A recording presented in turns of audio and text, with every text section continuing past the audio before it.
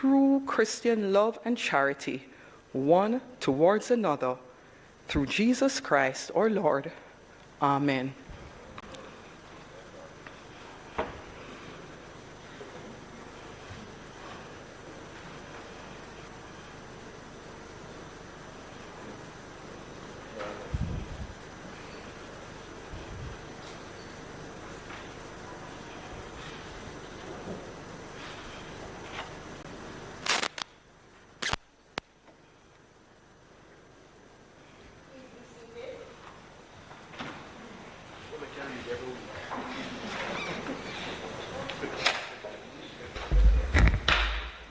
This Honourable House now resumes its sitting.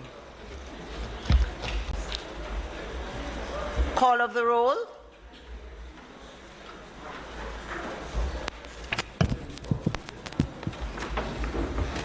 Mrs. Holness? Mr. Bartlett? Mr. Holness? Dr. Clark? Dr. Chang? Mr. Montague? Mr. Shaw? Mr. Samuda, Ms. Grange, Mrs. Williams, Mrs. Malawu-Fort, Dr. Tufton, Mr. McKenzie, Mr. Chuck, Mr. Vaz, Mr. Warmington, Mr. Charles, Mr. Green, Mr. Morgan, Mr. Hutchinson, Mr. Terrelong, Ms. Smith, Dr. Dunn, Mrs. Cuthbert Flynn, Mr. Main, Mr. Vaz,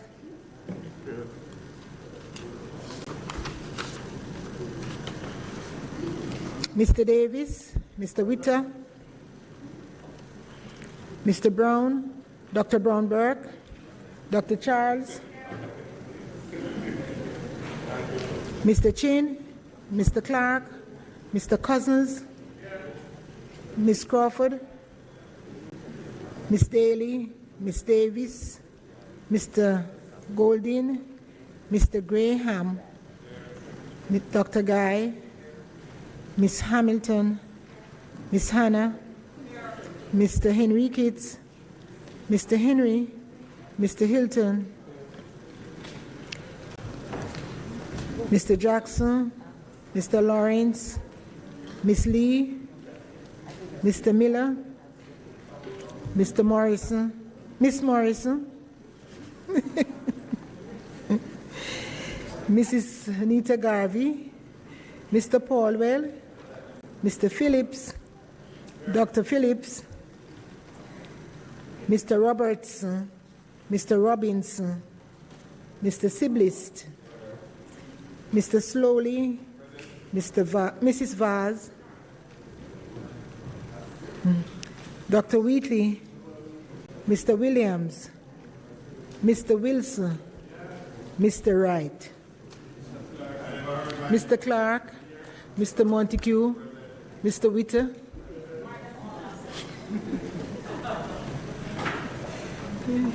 Statements by ministers, announcements. Mr. Wright. Laid on the table of the House today are the following. Annual report of the Scientific Research Council for the year 2020-2021 and the Auditor General's Department Certified Appropriation Account for Head 5639, Post and Telegraphs Department for the year 2015-2016. Bills brought from the Senate, petitions, papers, reports from committees, notices of motions given orally, questions and answers to questions. Madam Speaker, at the expiration, I beg to give notice that at the expiration of 21 days, I will ask the Minister of Housing, Urban Renewal and Environment and Climate Change the following questions. Similarly, while I'm on my feet, Madam Speaker, Member Burke is unwell. She's asked me to move a motion for her. I beg to give notice that at the expiration of 21 days, I'll ask the Prime Minister and Minister of Economic Growth and Job Creation the following question, standing in her name.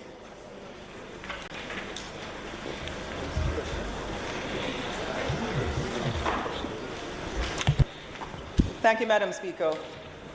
Madam Speaker, I beg to give notice that at the next meeting of the House, I will move the following motion. Whereas in the 19th century, Jamaica enacted the Offences Against the Person Act of 1864, based on the 1861 English Act, which made abortion illegal and subjected any person who intends to procure miscarriage to life imprisonment with or without hard labor. And whereas a pregnant woman who acts the same way concerning her pregnancy is subject to the same penalty. And whereas on January 15, 1975, the Minister of Health, the Honourable Kenneth McNeil, took steps to amend the law and clarify when an abortion would be legal in Jamaica by tabling Ministry Paper Number 1, titled, I quote, "Abortion Statement of Policy," end of quote. But the law was never amended. And whereas in 2005, in keeping with the United Nations Millennial Development Goal of improving maternal health, the Minister of Health, the Honourable John Juno, established an Abortion Policy Review Advisory Group, chaired then by Dr. A. Wynand Patterson, to reduce maternal mortality and morbidity in Jamaica by 3/4 by 2015. And whereas on February 19, 2007, Dr. Patterson submitted the Abortion Policy Review Advisory Group final report to the Minister of Health, the Honourable Horace Daly, citing the conditions under which the medical termination of a pregnancy will be lawful in Jamaica, seeing that the Victoria Jubilee and the Cornwall Regional Hospitals were experiencing a relatively high incidence of young, poor, unemployed women who had resorted to the quote-unquote black market to access medically induced methods to terminate their pregnancies and needed treatment for near-fatal effects from complications arising from their actions. And whereas the findings of this report also recommended that the relevant sections of the Offences Against the Persons Act be repealed and replaced with a civil law titled, I quote, "Termination of Pregnancy Act," end of quote, stipulating the conditions under which the medical termination of a pregnancy would be lawful in Jamaica. And whereas, Madam Speaker, on January 15, 2008, the Minister of Health, the Honourable Rudyard Spencer, tabled the Patterson Abortion Policy Review Advisory Group final report in Parliament, which led to the parliamentary appointment of a special select committee which reviewed the report along with the public, leading to the submission of draft recommendations. And whereas these recommendations, which included repealing certain sections of the Offences Against the Person Act and substituting it with a civil law, were never debated. And whereas in 2018, this Honourable House referred the Abortion Policy Review Advisory Group final report to the Human Resource and Social Development Committee, chaired by Reverend Ronald Thwaites, for consideration and report. And whereas in March 2020, Reverend Thwaites tabled this committee's report, but it was never debated as Parliament dissolved on August 11, 2020. And whereas nearly 50 years, several ministers of health and several parliamentary committees later, there has been no legislative decision since the tabling of Ministry Paper Number 1 in January 1975 to leave the 1864 Offences Against the Persons Act to criminalise abortion in Jamaica. Be it resolved that this Honourable House debate the report of the Human Resource and Social Development Committee report tabled by the Reverend Ronald Thwaites in this Honourable House on March 25, 2020. Thank you, Madam Speaker.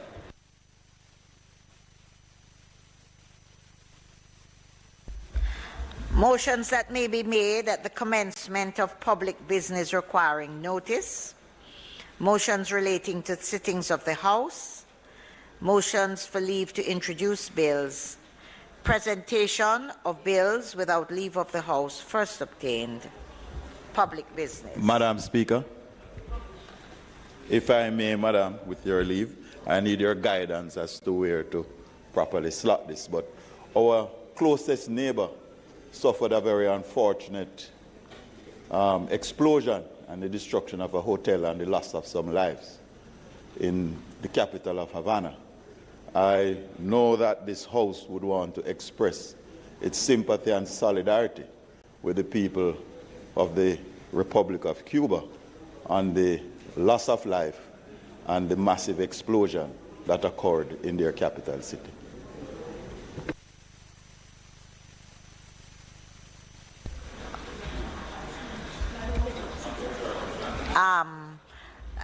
You have actually twisted both my hands because you have already done it, and it's an important item for us as a parliament to take note of.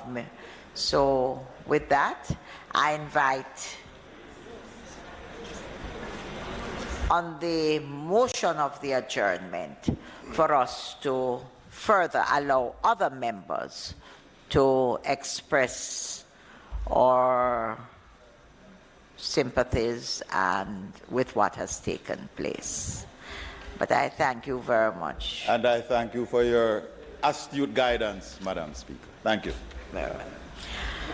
We're now at public business. House Leader. Yes, Madam Speaker, today it is our intention to continue the sectoral debate. The Honourable Darrell Vaz, Member of Parliament and Minister of Science, Energy and Technology, will be our first speaker, and he will be followed by the Member of Parliament for St. Mary's Central, Dr. Maurice Guy.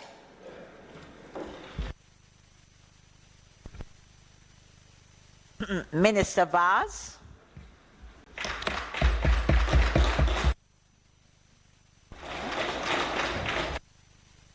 And you do have permission to speak from a seat other than your own minister. I know it. Thank you very much, Madam Speaker, for preempting me. Madam Speaker, I commence this my second sectoral address as Minister of Science, Energy and Technology with a grateful heart. Indeed, it is without question that God has been good and equally merciful. I thank him for having brought all of us through what is undoubtedly a testing period. And Madam Speaker, it would be remiss of me if I didn't pause just to say that although I'm not at 100% health today, and thankfully it is not COVID, it has made me reflect on what has transpired over the last 2 years as it relates to the pandemic and the effect that it has had on the world and, of course, our beautiful island, Jamaica. In speaking to the Minister just before my presentation, I asked him to give me the latest figures. And I can tell you that he advised me that the recent World Health Organization numbers is that over 15 million persons have passed, unfortunately, during this pandemic worldwide. And right here in Little Jamaica, we are hovering on 3,000 deaths. Madam Speaker, we must not forget the pain and suffering that has taken place by so many who have lost loved ones. Each and every one of us in this parliament knows more than one person that has passed as a result of the pandemic. It has had a devastating effect not only on life, on our education system, on mental health, and every aspect that you can possibly think of. And I pause this afternoon to give my sympathies to all those who have lost loved ones and who have been adversely affected, including financially, during this unfortunate period. Many of us, there you go. So, Madam Speaker, I thought it would be important to start on that note. Madam Speaker, I pause at this moment also to give recognition and to show gratitude. First of all, to congratulate both you in your elevation to Speaker and, of course, the Deputy Speaker. First time, two beautiful women have taken those two positions at the same time. The Most Honorable Andrew Hone is Prime Minister of Jamaica, whose vision and leadership is a constant source of inspiration and strength. And I thank him for having the confidence in me to allow me this portfolio. My life partner, Anne-Marie, and my beautiful family, whose love and support are ever present and unfailing. And my only advice to my other colleagues in the House who may not yet have tied the knot is that it's not advisable to have your wife or your husband in the politics at the same time as you.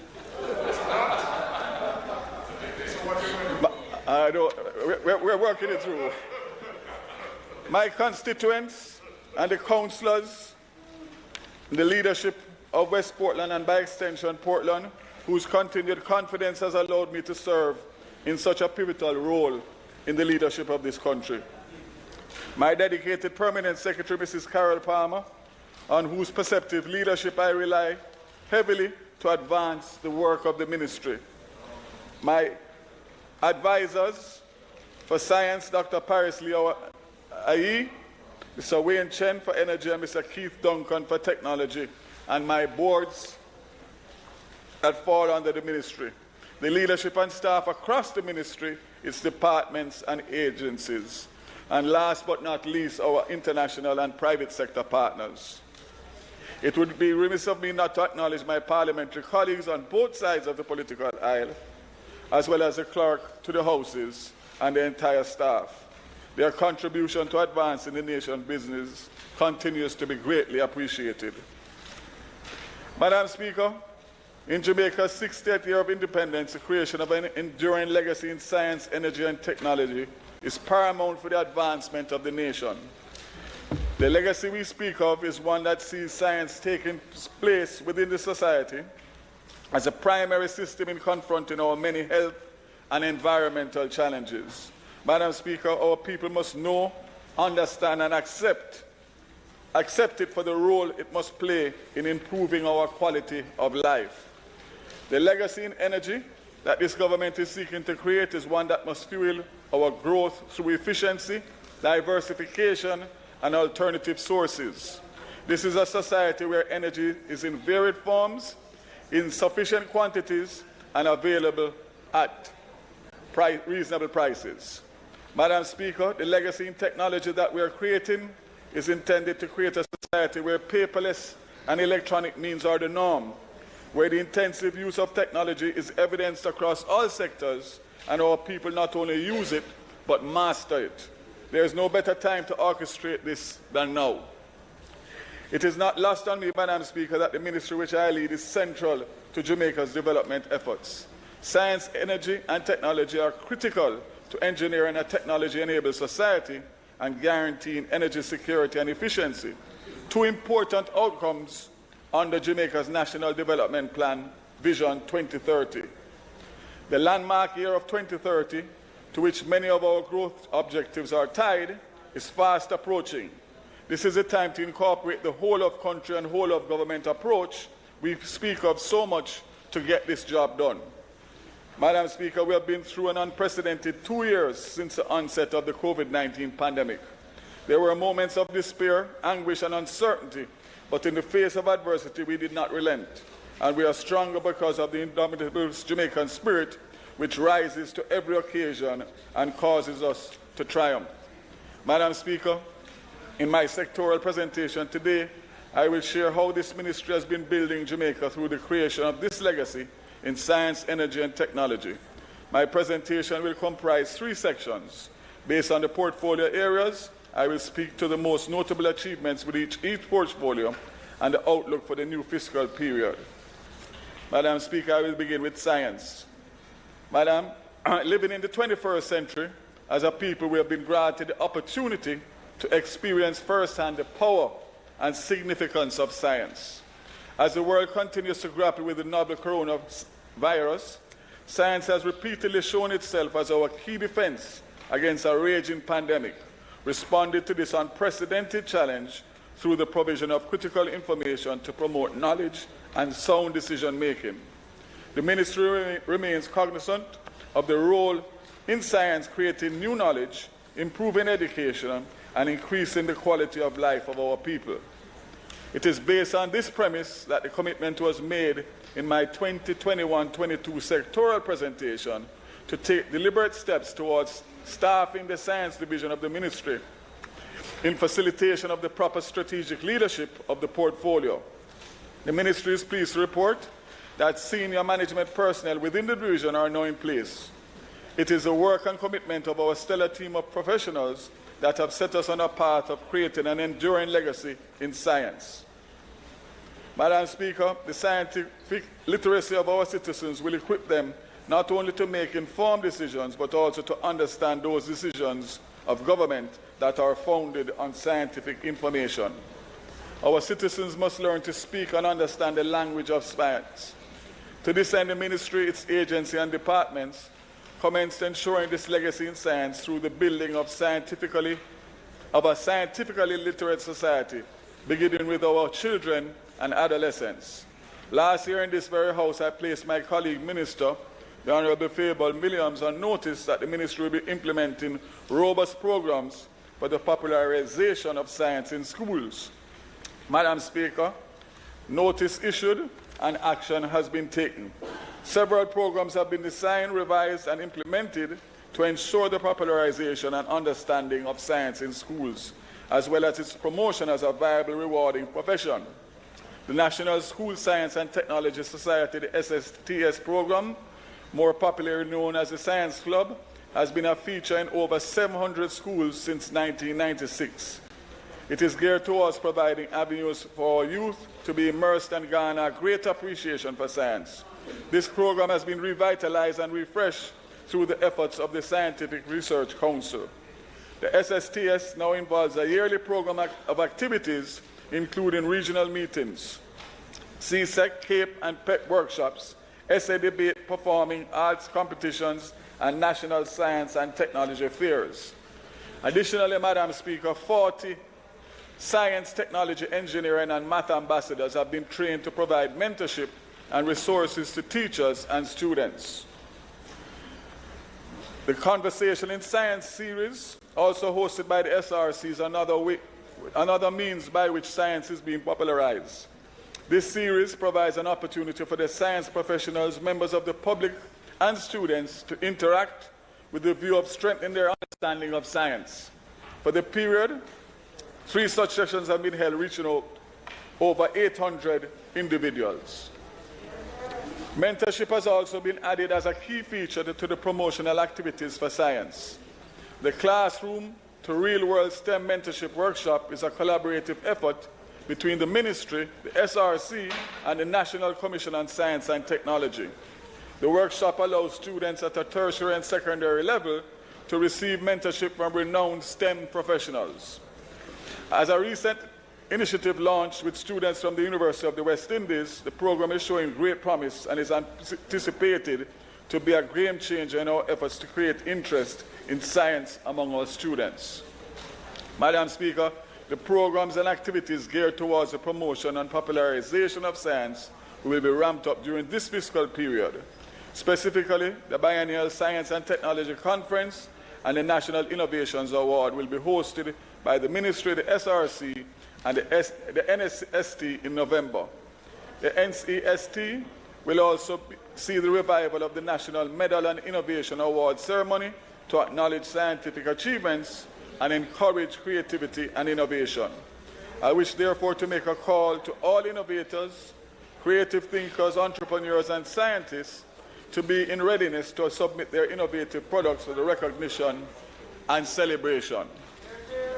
Madam Speaker, this ministry is doing the work to create an enabling and supportive environment that will guide, strengthen, and improve the existing science, technology, and innovation (ST&I) landscape through policy. The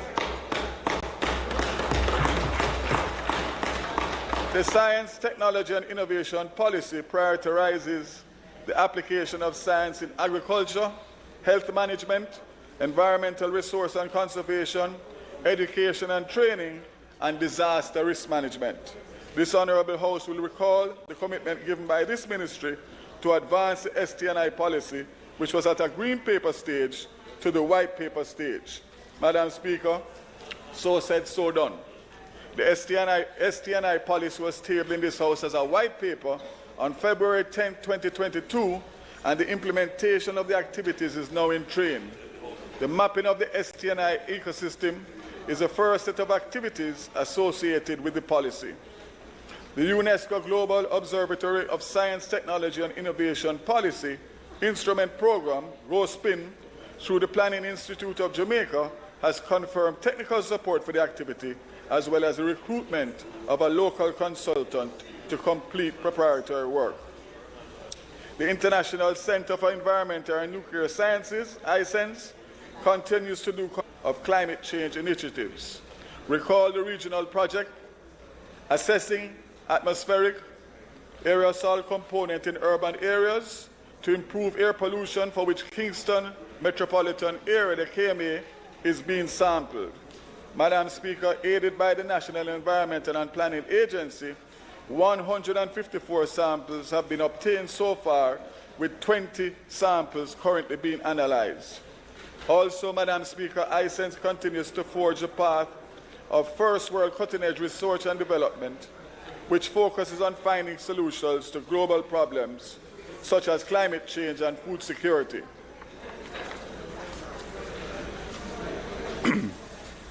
On the agenda for the new fiscal year is harnessing the power of nuclear technology through the completion of a multi-purpose gamma irradiation facility. This will assist our national development, particularly in agriculture, medicine, industry, research, and education. In the short term, this facility will be integral in two major international atomic energy agency technical cooperation projects, which are of vital concern to the country. The first is crop improvement through the use of experimental technologies in Jamaica, which will significantly contribute to food security. The second project will be integrated vector management approach, which will aid in controlling the Aedes aegypti mosquitoes, which are vectors of human pathogens such as Zika virus. Madam Speaker, science has also been active in the support of our entrepreneurs in the micro, small and medium enterprise sector. For the period, SRC supported a total of 110 production cycles with the MSMEs, spanning the industries of food manufacturing, beauty and personal care. This is by no means a small feat. The support offered by the SRC has facilitated the production of various products such as juices, flavored waters, sauces, jams, herbal products, and meat processing. Additionally, 56 product formulations are ready to engage the marketplace, thanks to science and the SRC. As science moves to also ensure our food security, more than 71,000 clean, robust, and disease-free plants were propagated. Madam Speaker, over 11,000 were handed over to various farmers. These crops include various types of pineapples, bananas, yams, ginger, and sweet potatoes. Work continues using tissue culture and the biotechnology applications to develop more disease-resistant crops, and this will be made available to farmers within this new fiscal year. Madam Speaker, Jamaica played a pivotal role in the hosting of the 6th meeting of ministers and higher authorities of science and technology. This took place on December 7th and 8th, 2021. The 6th REMSET meeting allowed for ministers and high-level authorities in science and technology of the Organization of American States to exchange ideas and best practices with the goal of increasing economic and social development of the OAS member states. In addition, Madam Speaker, I'm pleased to advise that Cabinet gave approval for me as Minister to assume the chairmanship of the Organization of American States Inter-American Committee on Science and Technology, COMSET, the next 3 years, 22 to 24. This will be formalized at the next meeting of the Inter-American Council for Integrated Development, CD, scheduled for May 31st, 2022. Assuming chairmanship of COMSET will position Jamaica as a key player in the global science, technology, and innovation landscape. Madam Speaker, this scientifically literate is bearing fruit.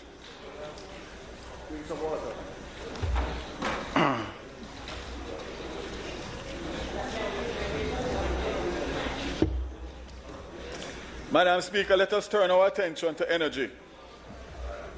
The world's energy systems are changing rapidly.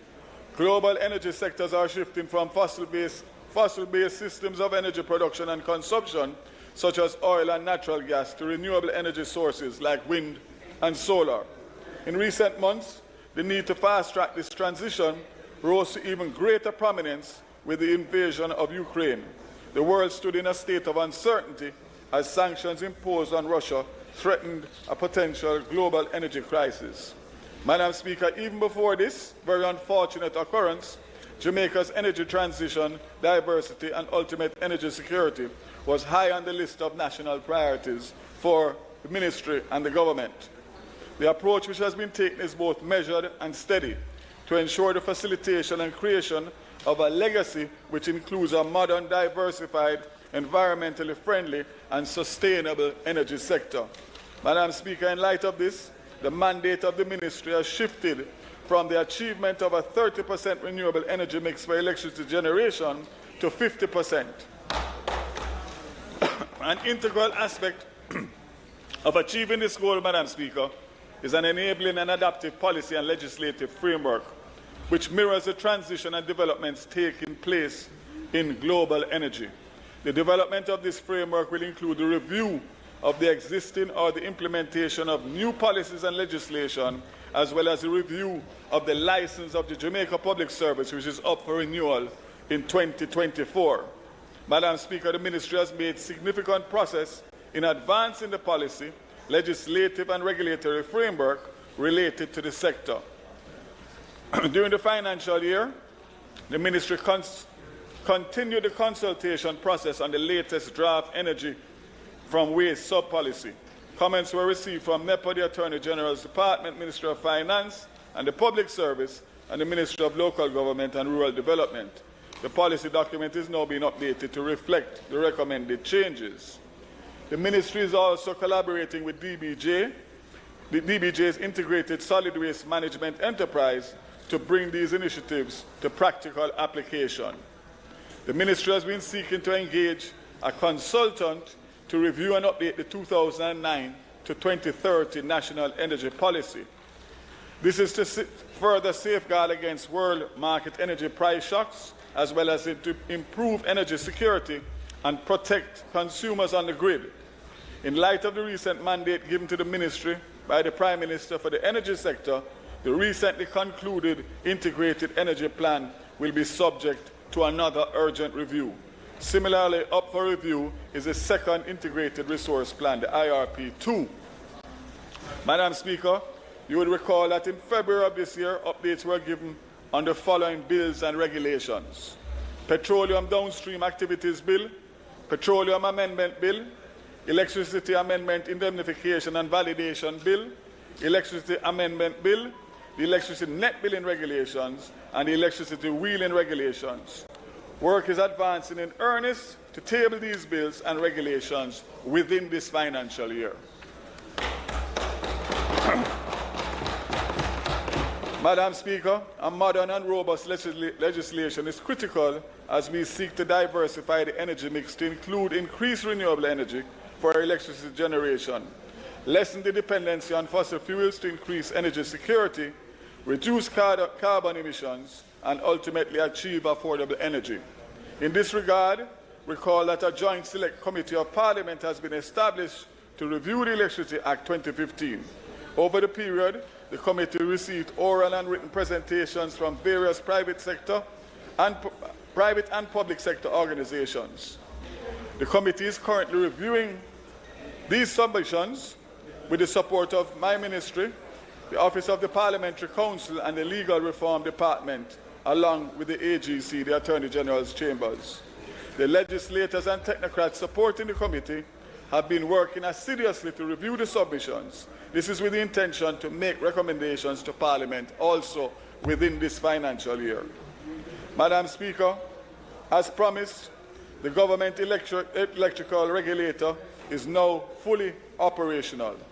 Its establishment facilitates the closure of the Government Electrical Inspectorate and the institution of a new system to regulate electrical installation and inspection processes in Jamaica. As of March 31st, 2022, the GER processed and added to its portal a total of 608 registered electricians and 174 electrical inspectors. Just a moment, Minister. There's a very heavy murmur in the Parliament, and the Minister is doing his presentation. Please, members, can we just tone it down? There's a heavy murmur, not just a light murmur, a heavy murmur that's taking place.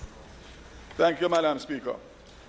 The numbers are set to increase significantly over time based on the application process that accepts and processes applications on a year-long basis. It would be remiss of me, Madam Speaker, not to acknowledge the challenges which have been experienced by homeowners and developers with regards to the cost of electrical inspections. Madam Speaker, the GER and the Ministry continue to actively monitor the situation in the marketplace and encourage individuals to lodge formal complaints concerning the conduct of inspectors. Also, we encourage members of the public to visit the GER Resource Center on the Ministry's website for a listing of all registered electricians and private electrical inspectors to aid in comparisons and negotiations of prices.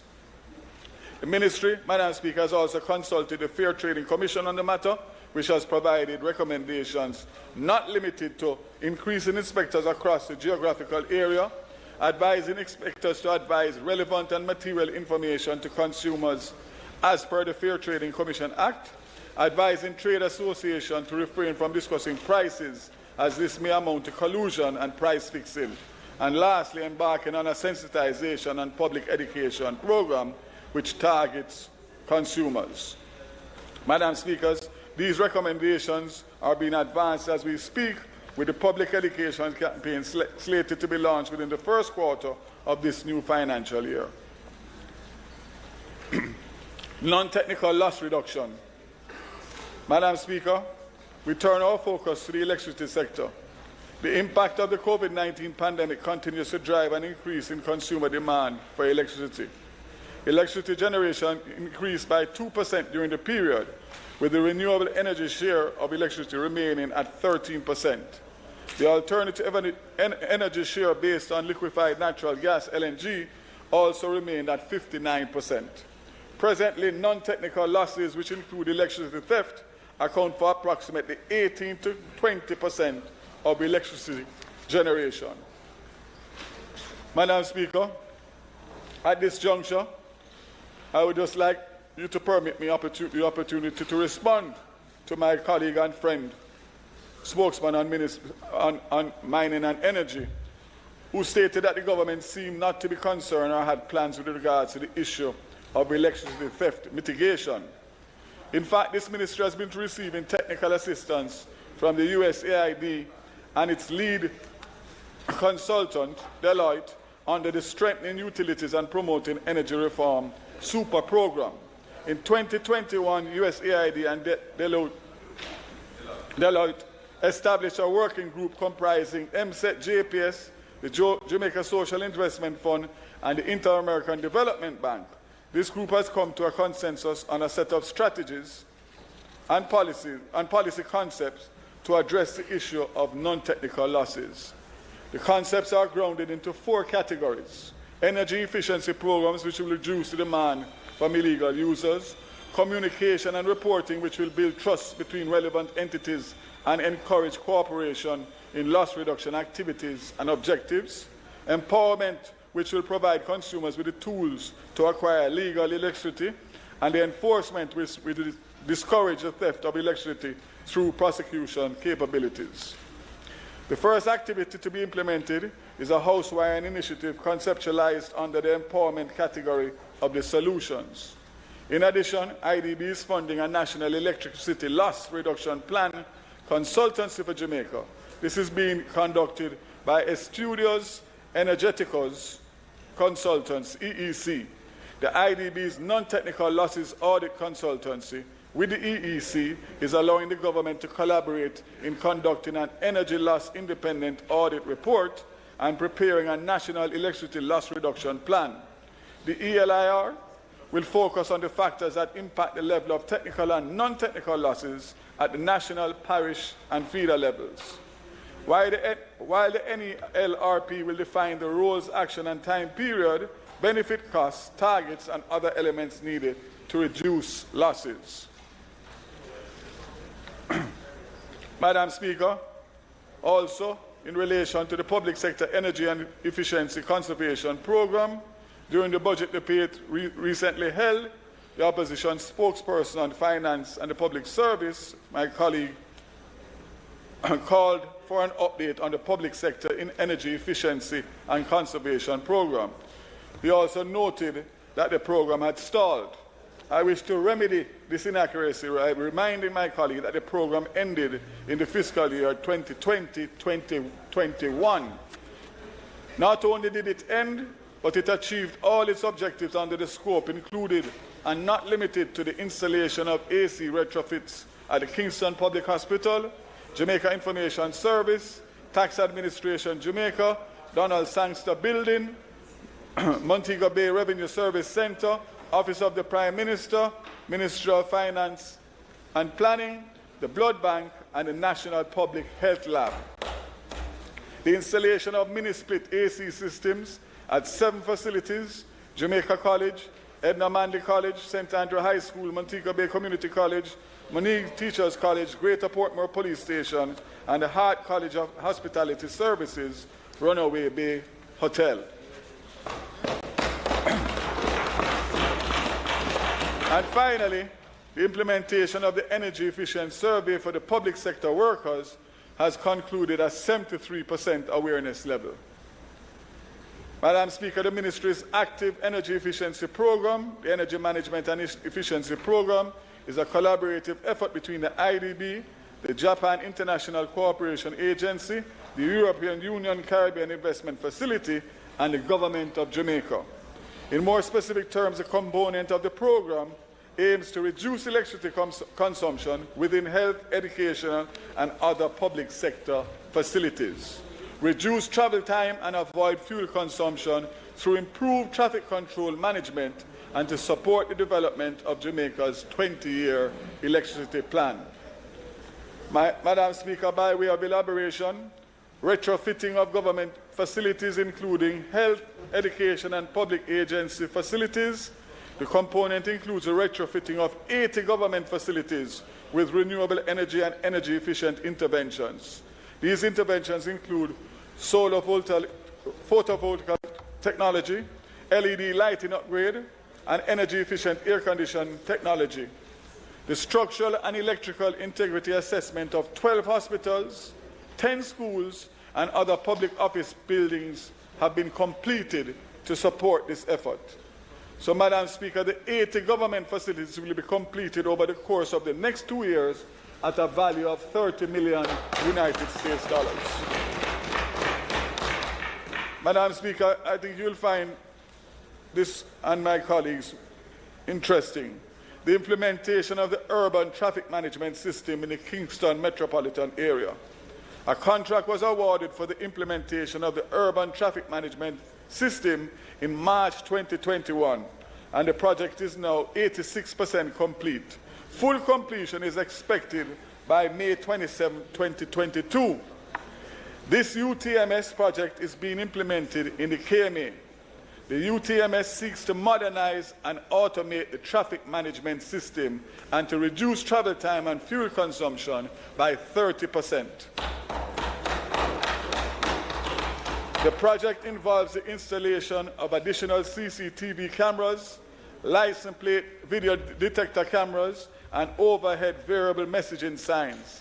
This will inform and warn motorists in near real time and modernize the traffic interconnection network with the fiber optic cables upgraded and the IT hardware and software. The integrated resource plan, the development of Jamaica's 20-year electricity plan. The integrated resource plan, the IRP, is a comprehensive decision tool and roadmap for meeting Jamaica's electricity need over the next 20 years. The IRP is being developed with considerable public involvement from the OUR and the JPS, government agencies, the wider Caribbean community, CARICOM, customers and industry advocacy groups, project development, and other third-party stakeholders. Madam Speaker, we have completed the first iteration of the IRP and are now on to the second. Electric mobility. Madam Speaker, the government is doing its part in ensuring the development of a thriving electromobility environment.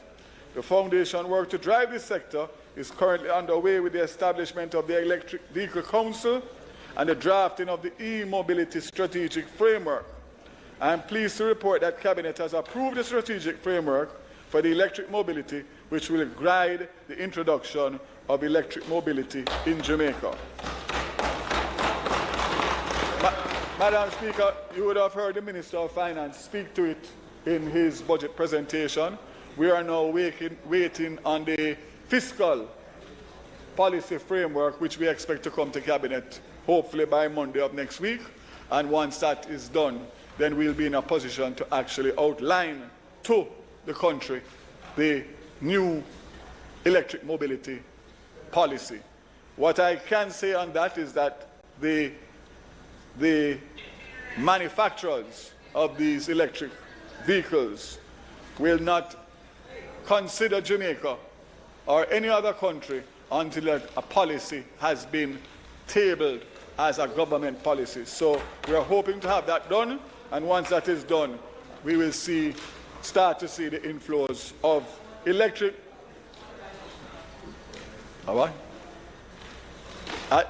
vehicles, and as the Minister said, there will be some form of concessionary duty rate to encourage the use of this vehicle. Not zero, but close. Madam Speaker, in pursuit of the targeted 50% renewables on the grid, the main drivers of this target are to achieve lower carbon emissions, to ultimately achieve net zero emissions and carbon neutrality by 2037, to reduce the vulnerability and variability associated with fluctuating costs for oil and gas. Madam Speaker, as a reminder, you would have heard before that the generation procurement entity has been given the mandate to undertake the procurement of the new electricity generation capacity to include renewables. In light of this, the GPE has been creating strategic partnership with the entities such as the World Bank and the IDB. This is in an effort to develop rules and guidelines, increase technical and institutional capacities, and improve the evaluative procurement and generation capabilities. The GPE is at an advanced stage with the IDB for technical assistance. We anticipate that the request for proposals will be issued by the second quarter of this fiscal year. And I see my colleague shaking his head. It's about time, but remember that this is something that has taken time because the generation procurement entity was a brand new entity that was given the mandate by Cabinet. So it's not as simple as it may sound. But you have my word that all assurances that the second quarter we'll be able to go to RFP. Madam Speaker, other renewable energy initiatives which the Ministry will play an active role in is pumped hydro storage project and the electrification of public sector fleets. Again, as we move to our oil and gas exploration, I note the comments of my opposition colleague on energy concerning his beliefs that at this juncture, drilling should have taken place.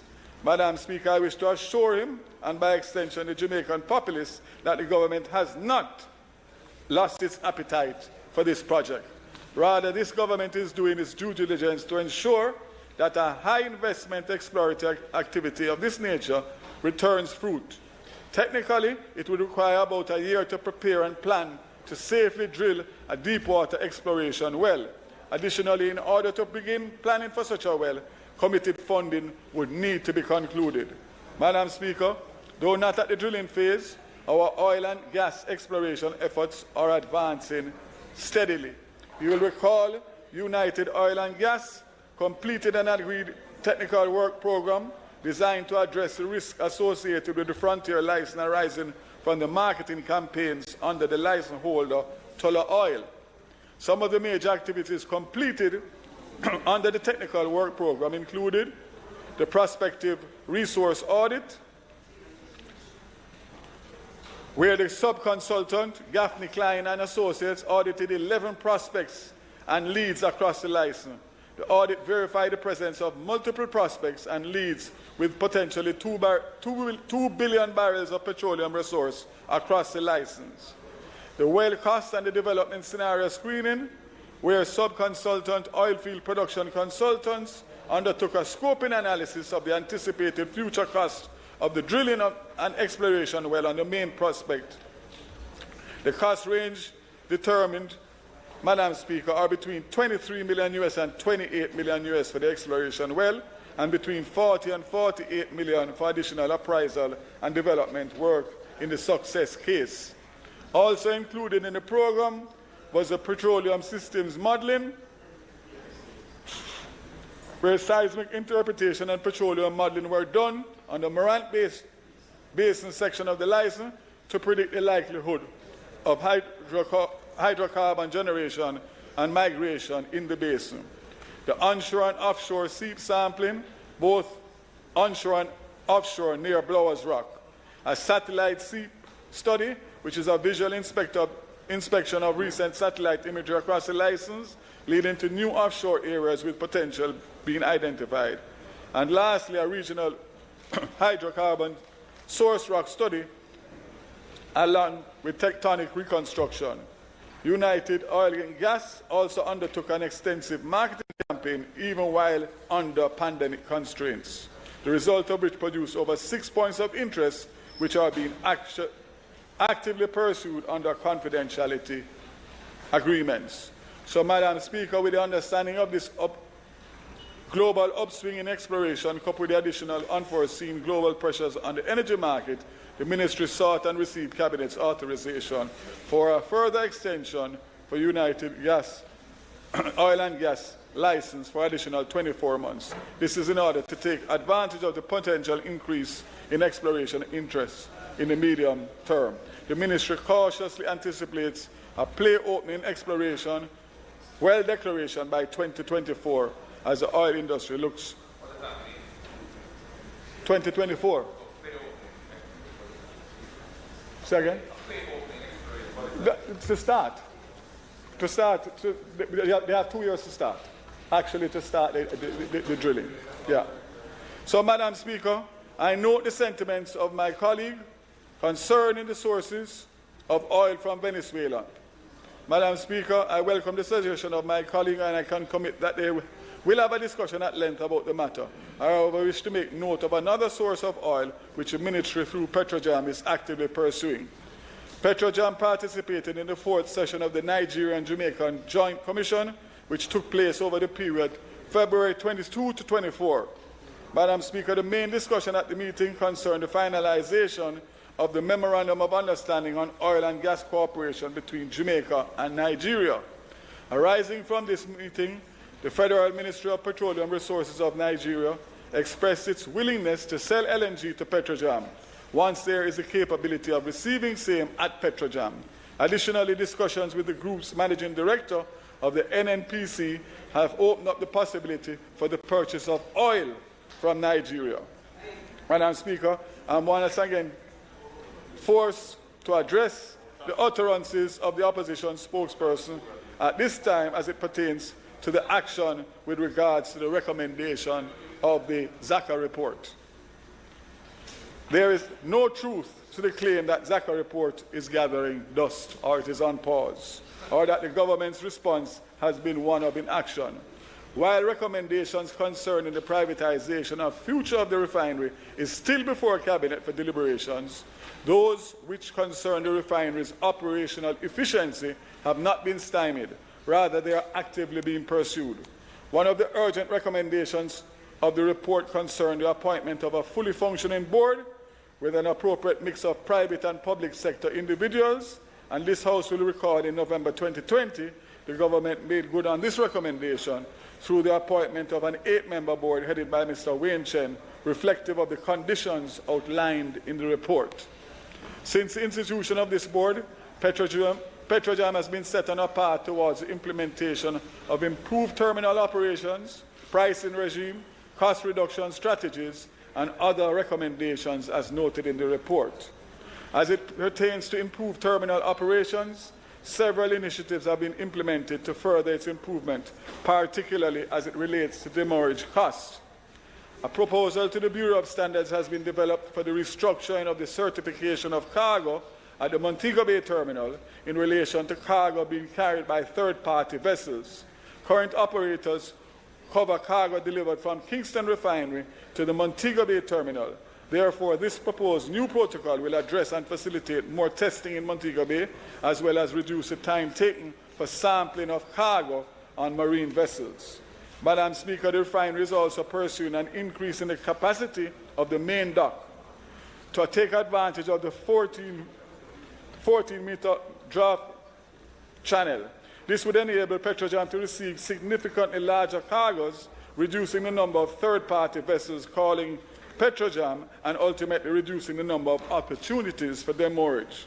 The potential crude voyages reduction is estimated at 33% with this venture. Additionally, an initiative is underway for the refinery's Montego Bay operation to be supplied directly from imports, lifting larger cargoes. This results in making fewer calls and the discontinuation of the operation of the combined carrier Round Island time charter vessel.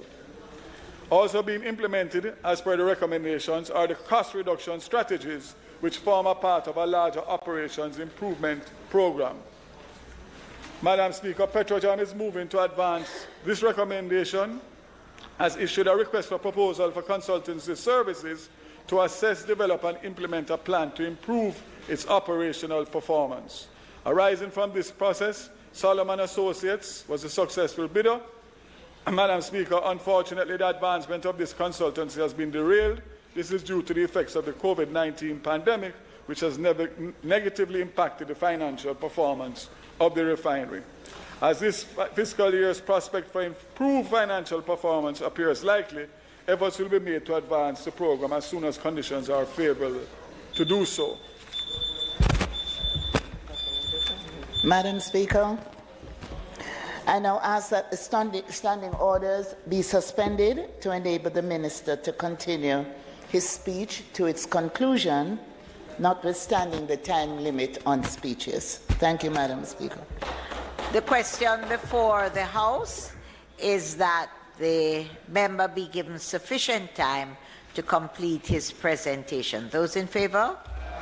Those against? The ayes have it. Thank you very much, Madam Speaker. I strategically left technology to the end because I know it would have the most attention of the members, especially with all of these Wi-Fi hotspots that they have been getting, and what more they are looking forward to. So I would estimate, Madam Speaker, that I probably have another 2.5 hours for completion on that one alone. Thank you, Madam Speaker. It must be noted, however, that in lieu of the consultancy, Petrojam has pivoted to interim cost reduction measures. These include curtailing overtime expenses, administrative costs, and expenses associated with utilities. Of notable mention is the refinery's commissioning of a new well to serve its water utilization needs. This has contributed significantly towards the reduction of water-related expenses. Madam Speaker, Petrojam has also taken the necessary steps to maximize the processing of sweet crude to reduce the production of heavy fuel oil and increase production of the more marketable low-sulfur fuel oil. In fact, this has been a part of the current refinery's operating strategy since December 2019, which predates the publication of the Zaka report. As it concerns the matter of long-term supply of sweet crude feedstock, Petrojam entered into an arrangement with Petrobras, the state oil company in Brazil, in August 2019 for the supply of sweet crude. Based on the demand, there is still a need for high sulfur fuel oil, and therefore higher sulfur crude is sourced from the spot market and Petro-Ecuador. In addition, there are ongoing efforts to secure additional low sulfur crude oil options from other suppliers, particularly state oil companies. Madam Speaker, further action has also been taken to address the feasibility study to determine the process plant improvements requirement for the refinery to process extra light crudes such as Eagleford and Pormian. I'm able to report that the International Refinery Consultants' new standstill was commissioned to evaluate the way forward for the refinery. The study, including recommendations, was completed in 2021 and submitted to the Petrojam Board of Directors and the Ministry for deliberations and decision-making. I must also mention, Madam Speaker, that the recommendation to report the impact of oil price adjustments separately on the refinery's financial is currently documented as part of the process. Madam Speaker, recall a joint petroleum working group was established in October 2021. This group has been making noteworthy strides. In this regard, it has been agreed on the recommended minimum economic rate for tanker drivers for $1,000 per hour based on the industry norms in relation to the hazardous material and risk factors. This represents a 270% increase in relation to the lowest rate paid to tanker drivers, which equates to about $730 per hour, or the equivalent of $14,640 for a 40-hour work week. I think that needs to be repeated. It has been agreed in recent months that the recommended minimum economic rate for tanker drivers of 1,000 Jamaican dollars per hour, based on the industry norms in relation to hazardous materials and risk factors. This represents a 270% increase in relation to the lowest rate paid to tanker drivers, which equates to previously $730 per hour, them earning $14,640 for a 40-hour work week, hauling flammable fuel in 2022 under 15,000 Jamaican dollars. So the next steps, the MSET and the Ministry of Labour and Social Security are collaborating to establish the Joint Industrial Council. The purpose of this council is to inform the structures required to maintain competitiveness in the view of the petroleum industry trends and the local and environmental factors.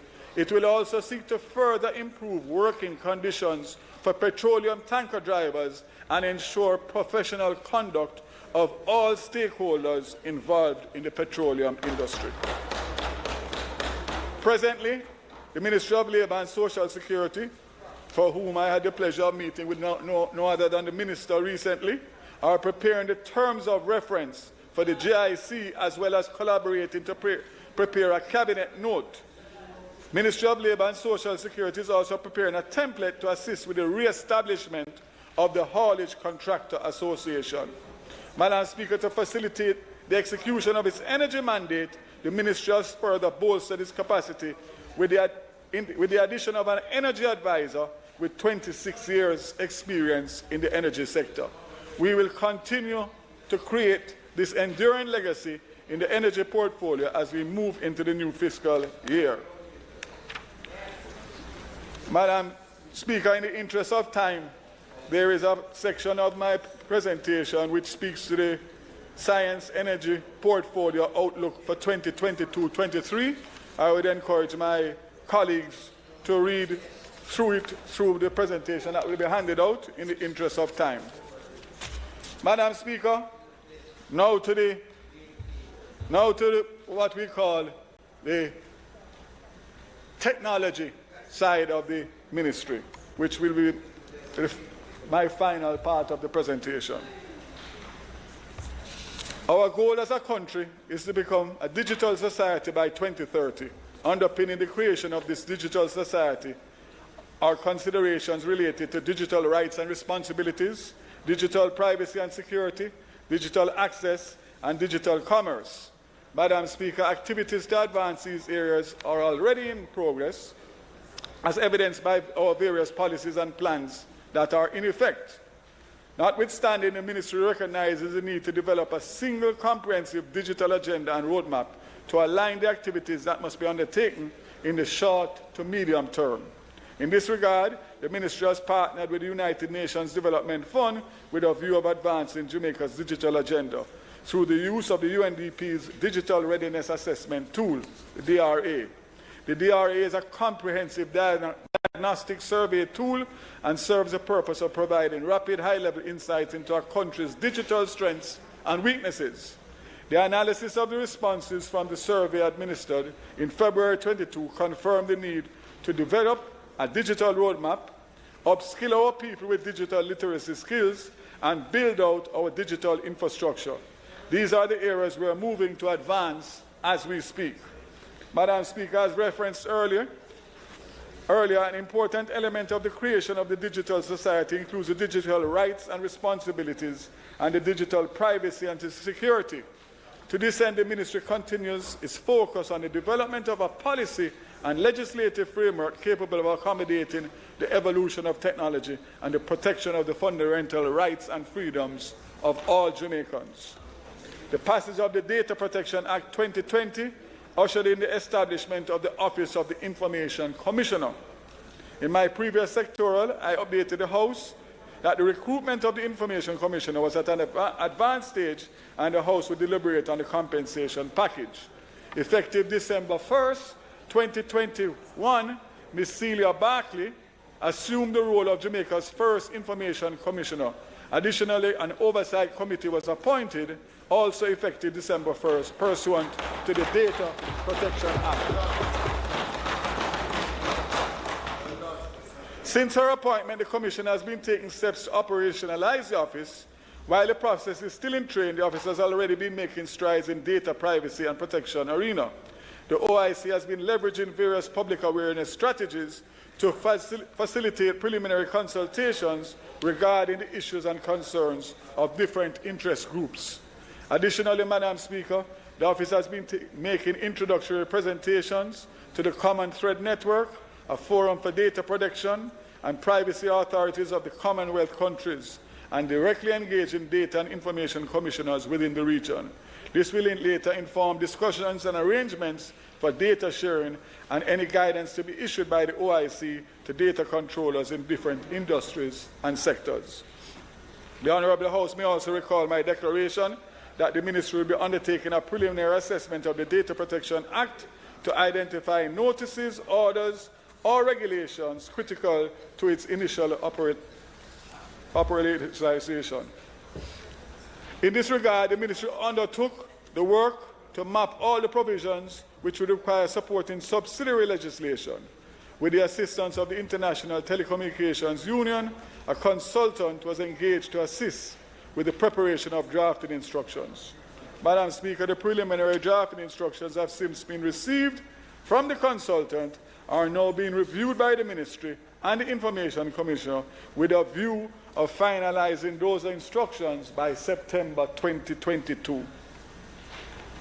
Madam Speaker, in an increasingly connected world where data and information are the new gold, cybersecurity has emerged as a major priority.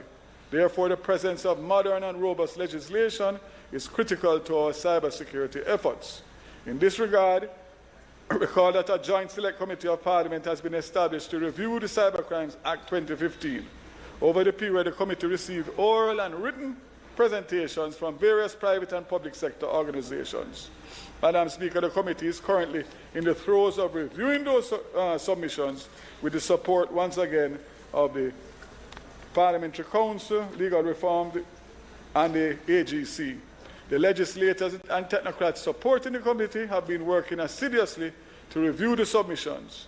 This is with the intention to make the recommendations to Parliament in short order. Recommendations, Madam Speaker, that acknowledges the gravamen of the impact of cybercrimes, but equally recognizes our international commitment and need for our law to remain as technologically relevant as possible. Madam Speaker, it is estimated that every 39 seconds a cyber attack has taken place. Within the Jamaican context, online threats such as ransomware, target attacks, malicious spam emails, malicious URLs, and scams were the most significant issues faced during the fiscal years. Threats which have been addressed by the Jamaica Cyber Incident Response Team in the ministry.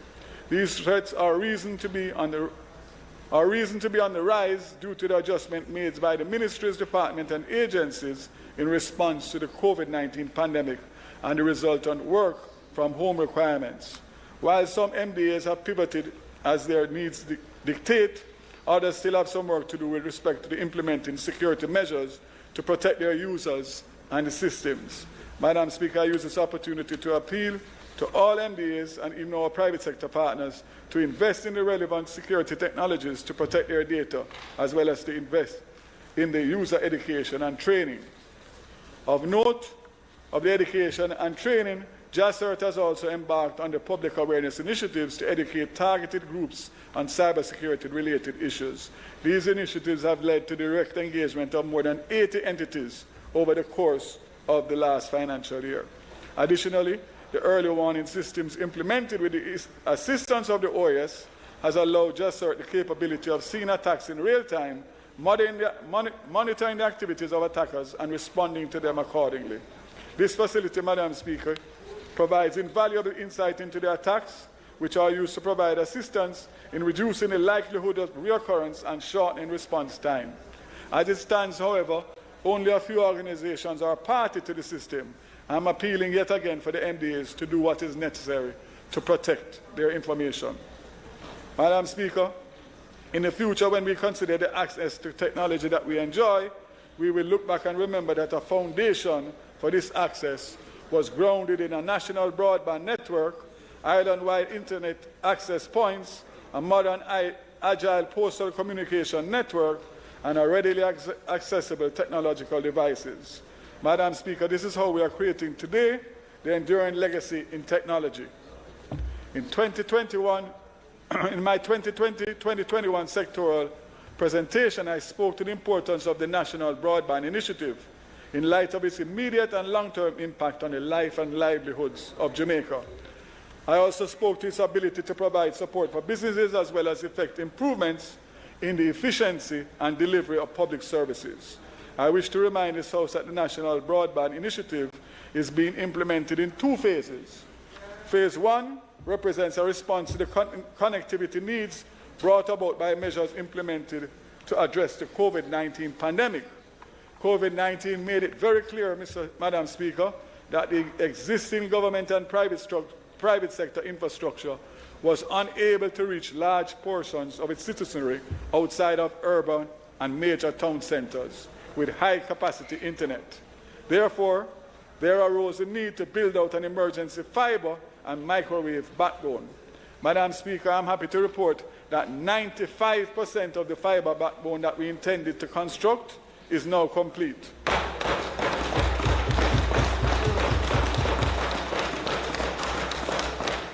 With this backbone, Madam Speaker, along with the government wide area network, we'll be able to provide more schools and critical government institutions with high-speed internet access.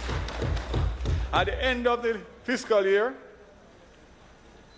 13 parish courts were connected via microwave, and 9 parish courts and municipal corporations were connected via fiber. At least, as at last week, Madam Speaker, all municipal corporations are now connected via fiber. Last year, we were hampered in part by supply chain, which saw only 30 schools with high bandwidth usage being connected to the government's one by the end of the fiscal year. However, Madam Speaker, by August this year, another 100 high bandwidth schools will be connected as contracts to support the connection of these schools in the KMA and parishes of St. Catherine, Clarendon, and Manchester have already been awarded. The remaining 241 high bandwidth schools, Madam Speaker, will be connected by the end of this financial year. It is important for us to note that connecting the schools in this manner opens up a whole new world of possibilities in the delivery of services in the education sector, making more seamless activities such as central monitoring and management of closed-circuit television cameras for the school campuses, central monitoring and management of the school's Wi-Fi system, and reliable access to high-bandwidth applications such as video conferences.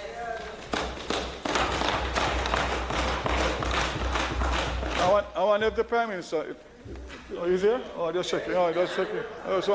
Checking if you're here. Additionally, Madam Speaker, approximately 700 other educational institutions will have their services provided by a commercial provider.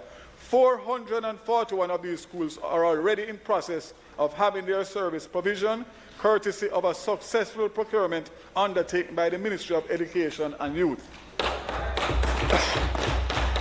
In implementing this phase, Madam Speaker, partnerships have been critical as the government has benefited from access to utility poles for pole attachments, free access to dark fiber strands, and the use of aerial fiber optic cables, which together has resulted in the government gaining access to over 630 kilometers of fiber optic cable. Madam Speaker, it is important that we show what we can achieve when the government and the private sector work together. And I would like to pause to thank Cable and Wireless Jamaica, Digital Jamaica, JPS, and the operators of both toll roads and our community cable operators who have all come on board to help us to make this possible. Madam Speaker, just to tell you that the 630 kilometers, a large portion of that was done in conjunction with these providers, and for the most part at no cost.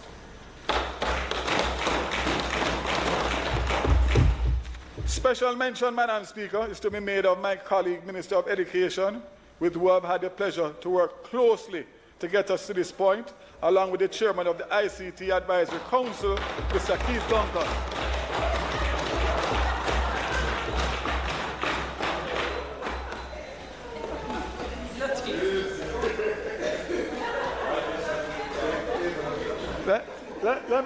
Let me repeat that, Madam Speaker. Special mention is to be made of my colleague, Minister of Education, with whom I've worked closely to get to this point. And as I said, my ICT Advisory Council Chairman, Mr. Keith Duncan, and the entire team. Also, Madam Speaker, the officers of the Ministry of Education, my ministry, eGov, and the Universal Service Fund, who meet every week, every Wednesday at 5 o'clock, to ensure that all aspects of the project are successful. 5 p.m.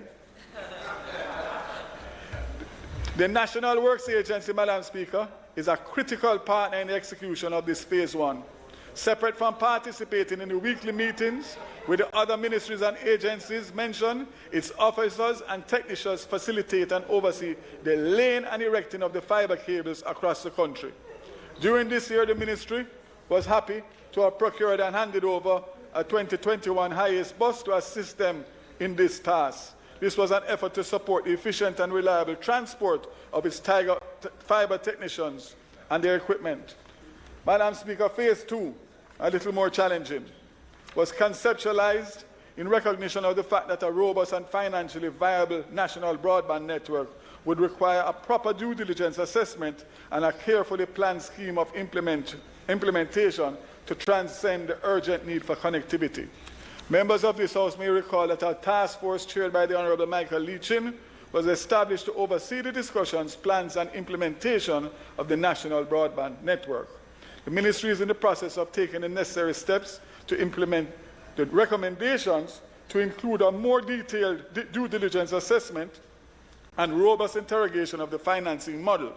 This is with the intention to complete the due diligence and commence the procurement process by the end of this fiscal year.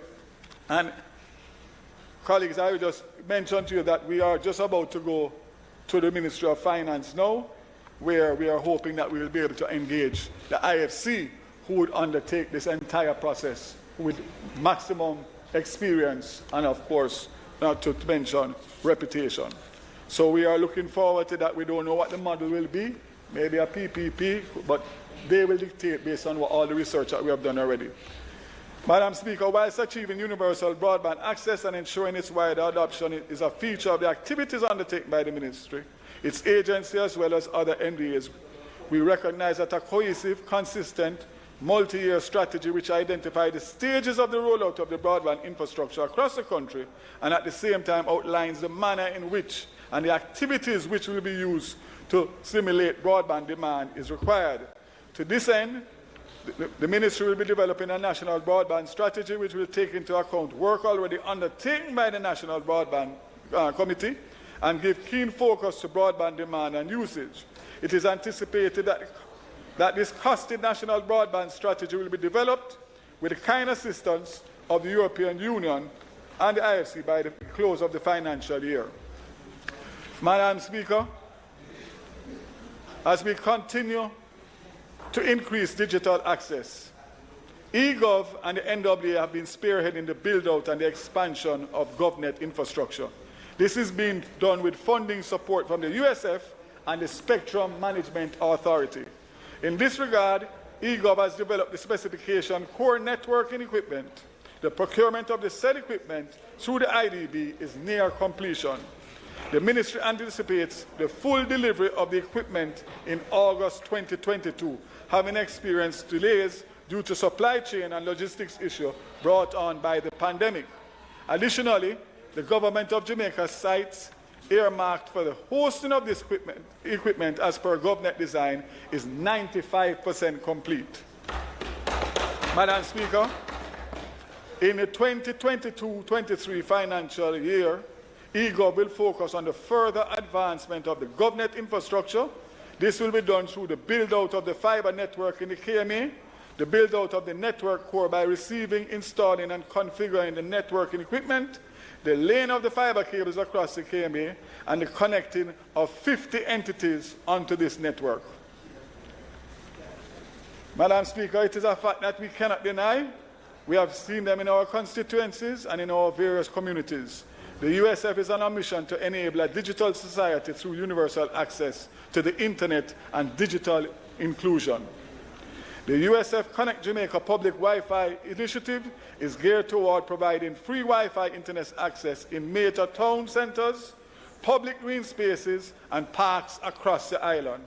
As of March 31st, 2022, the USF has established 14 sites across the island, 5 of which were achieved during the 21-22 fiscal year. Madam Speaker, the USF will seek to establish 6 new public Wi-Fi hotspots during the 2022-23 fiscal years, and partnerships will also be forged with the tourism sector interests to protect technical and provide technical and other support for the establishment of Wi-Fi sites in resort towns and tourist and historic sites. Further, Madam Speaker, the Community Wi-Fi Initiative connected 101 community Wi-Fi sites as of the end of March 2022. The remaining 88 sites will be completed by May 31st, 2022. So for those of you who fall in the last part, you can be assured that you only get one so far. That was only one? How much you got before me? None. Promise made, promise kept. Every member of parliament will get 3, and we have had some issues obviously, but every member get. Another one? You got a lot of access sites. Thank you. So, Madam Speaker, yes, we had originally committed to have the sites done by March 31st, 2022, but as everyone knows, we have had supply chain issues and, of course, disruptions. Madam Speaker, we are still creating access through community access points. 7 sites were completed during the year, with the 8th site awaiting bandwidth upgrade before completion and handover. But importantly, Madam Speaker, we have not forgotten the disabled community. The vulnerable and disabled must be given the tools to thrive, also in a digital society. Their connectivity to support educational business pursuits is therefore a must. And through the USF, connectivity has been provided to 3 sites to support the disabled community thus far: the McCain Child Care Development Center, the Salvation Army School for the Blind, and the Portmore Self-Help. And I put an emphasis on that because 3 still is way not enough to cover the island and give those persons the service. Madam Speaker, we would not have considered our goal achieved until every student and teacher has access to a device and the use of technology in the delivery of government services happens by default. In the field of education, the tablets in school, tablet for teachers, and the Own Your Own Device programs are testaments to how far we have come in achieving our goals. In my last sectoral presentation, I informed the House that approximately 40,000 tablets were distributed to grades 4 to 6 students enrolled in the PATH program. The momentum since then has still not slowed. During the 21-22 period, we procured a targeted 25,000 tablets for PATH students in grade 8 and 9. Of this number, over 16,800 tablets have been distributed to more than 90 schools. The remaining 8,200 tablets will be distributed during the first quarter of 2022-2023. Additionally, some 14,800 of the projected 15,000 laptops have been delivered to schools for distribution to PATH students in grade 10 to 13. No student is left behind. All ages, all stages.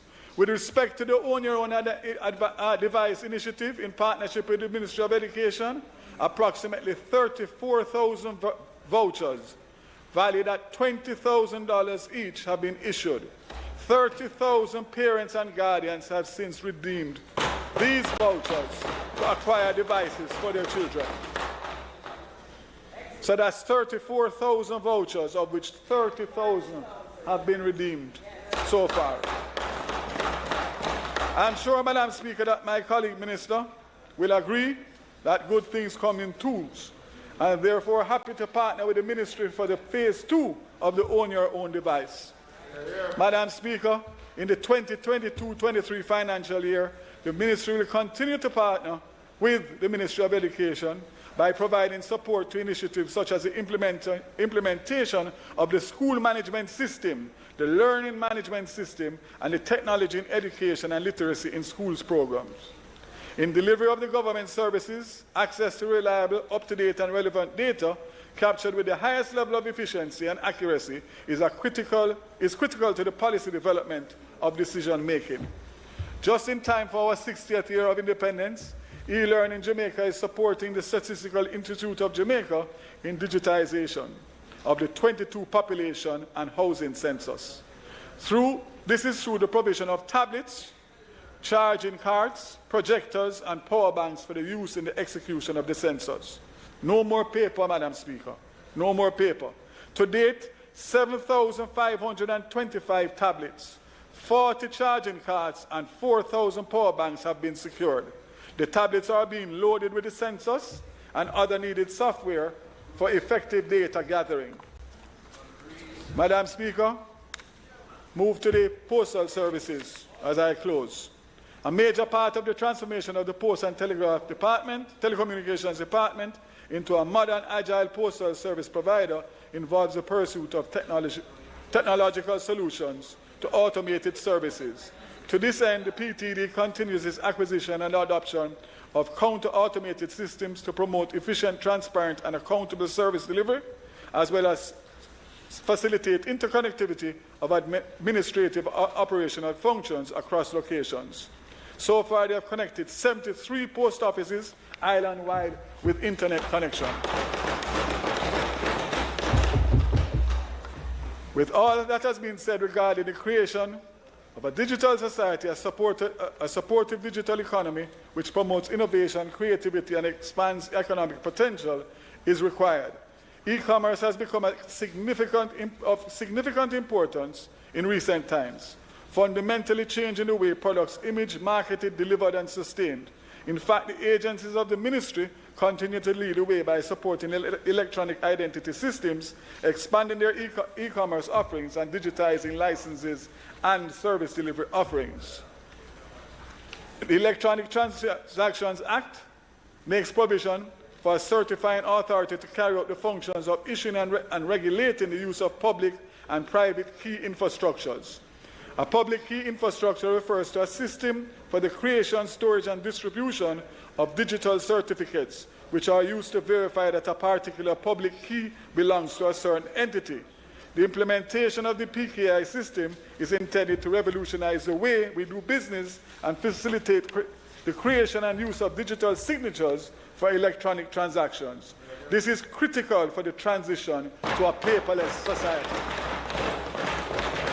Jamaica's national PKI therefore incorporates policies, institutions, and technologies that will manage the distribution, authentication, and revocation of digital certificates, the digital equivalent of a handwritten signature or a seal. Madam Speaker, on December 31st, 2021, eGov was designated the certifying authority for the national PKI under the Electronic Transactions Act. As this Honourable House is aware, eGov is poised to transition to the ICT authority, and as such, its designation at this time is most appropriate. I'd like to thank the Trade Board for performing the functions of the certifying authority since the legislation inception. eGov was also instrumental in the development of the technology-based solution to support the delivery of government service by other ministries. During a period which characterized by restrictive but necessary COVID-19 measures, it enhanced the WeCare online application to accommodate other care programs such as the workers' grants, the vaccine grant, independent school grants, and the development of the Own Your Own Device online application for vouchers to assist needy students. The SMA's e-learning system, Madam Speaker, is now operational. This e-learning system is an end-to-end online system which will allow the SMA to obtain information on customers' applications more readily. It also supports online submission of payments for Spectrum license applications and facilities for shorter turnaround times for generating licenses. Madam Speaker, you will recall that the Post and Telegraph Department developed its own freight forwarding service, Click and Ship, to facilitate online shopping. In response to the surge in demand for commerce services, the PTD has increased its collection locations. Users of the service now have now have moved from 23 to 46 locations island-wide for which items can be collected.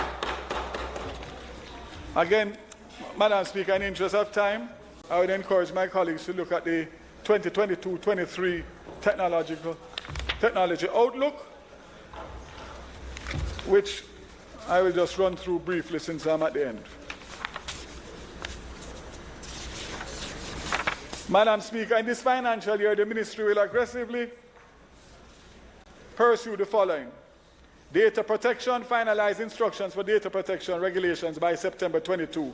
National Broadband Initiative, connect 100 schools to the government-wide area network by August 22 and the remaining 241 by the end of the financial year.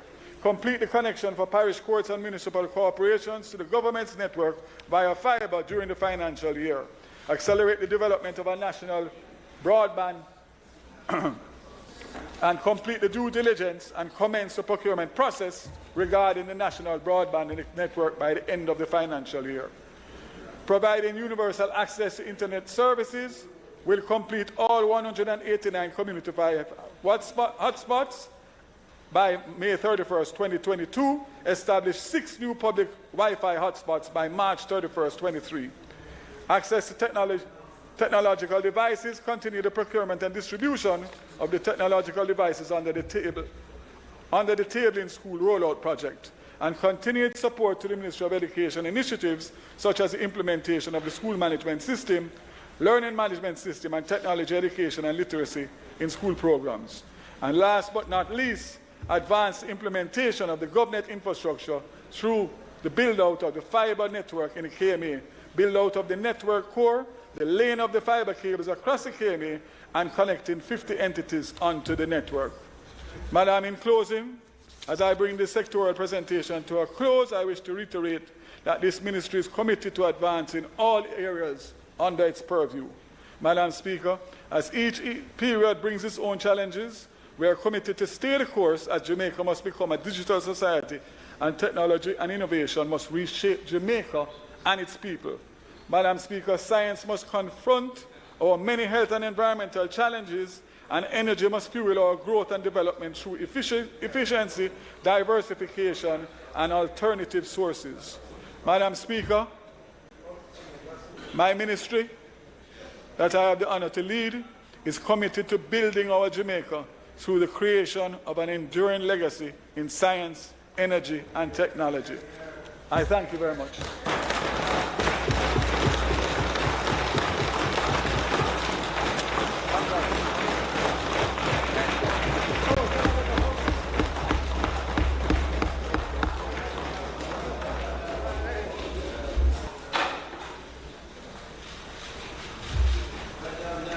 Thank you, ma'am. Want to thank the Minister for his very comprehensive presentation, and now invite Dr. Maurice Guy to his presentation.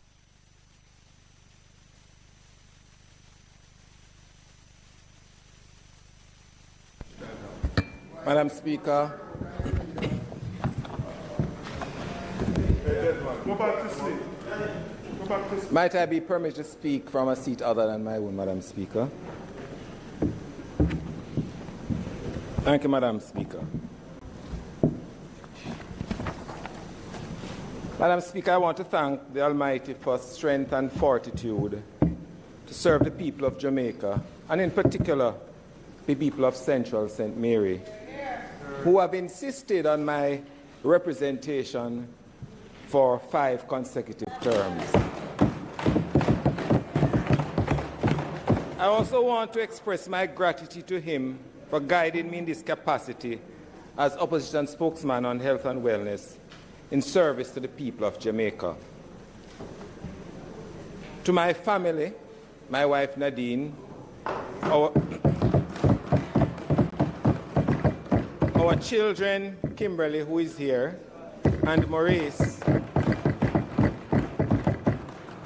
and our new additions to the family, my grandchildren, Alexander and Zachary, for providing the space for me to concentrate on representational politics while simultaneously balancing family life. I want to thank them sincerely for their forbearance and their long-suffering, Madam Speaker.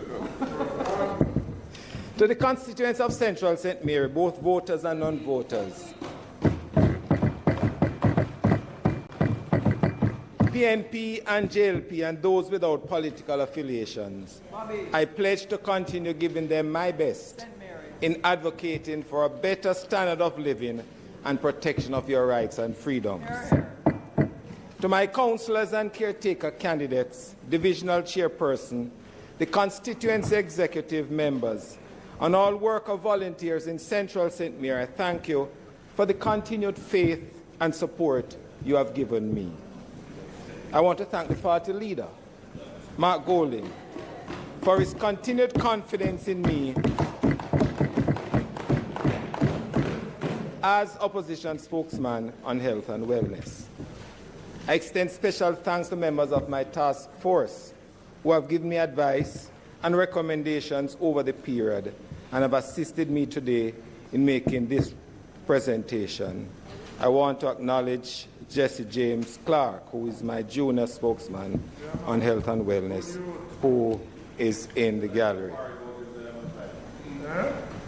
A lot of what I do to carry the burden of the various responsibilities would not have been possible without the effort of my staff, who ensure daily that the work of the Office of the Member of Parliament is effectively carried out and maintained, and that I am safely transported from one engagement to another, safely, irrespective of the community or the distance. Chelsea Chin, Myrtle Parks, Ricardo Trooper Henry, and my security detail, Constable Anderson, are dedicated public servants, and I'm indeed grateful for their presence and commitment. That's right. Madam Speaker, I want to thank you for your guidance and stewardship, yes, in this Parliament, and to my parliamentary colleagues on both sides of the aisles for your camaraderie and friendship. The bantering and jabbing have their place, and in the mix of things show that our parliamentary engagements are healthy for our democracy, Madam Speaker. Chito. All right. Madam Speaker, I rise here to give my third presentation in this Parliament as opposition spokesman on health and wellness. Yes, good man. In my last two presentations, I spoke about the parlous state of the health sector and that the COVID-19 pandemic, following on the heels of the dengue outbreak, had exposed the underbelly of the sector and revealed its vulnerabilities. 2 years have passed, and in the scheme of things, Madam Speaker, one would have expected that despite the COVID-19 pandemic, the government could demonstrate to the ill and suffering of this country that things have made a turn for the better. But far from it, Madam Speaker, things have made a turn for the worse. Many years have passed since 2016, in fact 60 years. Instead, we have seen an attempt to portray to the nation via social media and public relations that things are hunky-dory. Despite his rosy assessment, the health sector is still facing critical challenges. The poor patient who has had to suffer the indignity of a crowded A&E, waiting days to get medical attention, sitting in a poorly ventilated tent and suffering from extreme heat would tell a different story. This patient, perhaps, is one of those who waited for years to get a simple surgical correction and suffer the pains over the years to receive treatment. Madam Speaker, some come to this honourable House to pontificate that things are good. Yeah. But still, if you were to canvass your constituents, take a walk in the street, in the hospitals, or speak to the healthcare workers, you would find that their reality is different from the one presented here. Sadly, Madam Speaker, they are confined to the margins, to living on the margins, where their health care is of constant concern. Before delving into the main topics of my presentation today, Madam Speaker, I would like to comment on the Minister's most recent presentation to this House.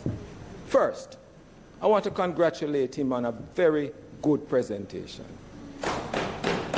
Sincerely. Touching on the many sectors' ills. Yes, you know that is going to come. That is going to come.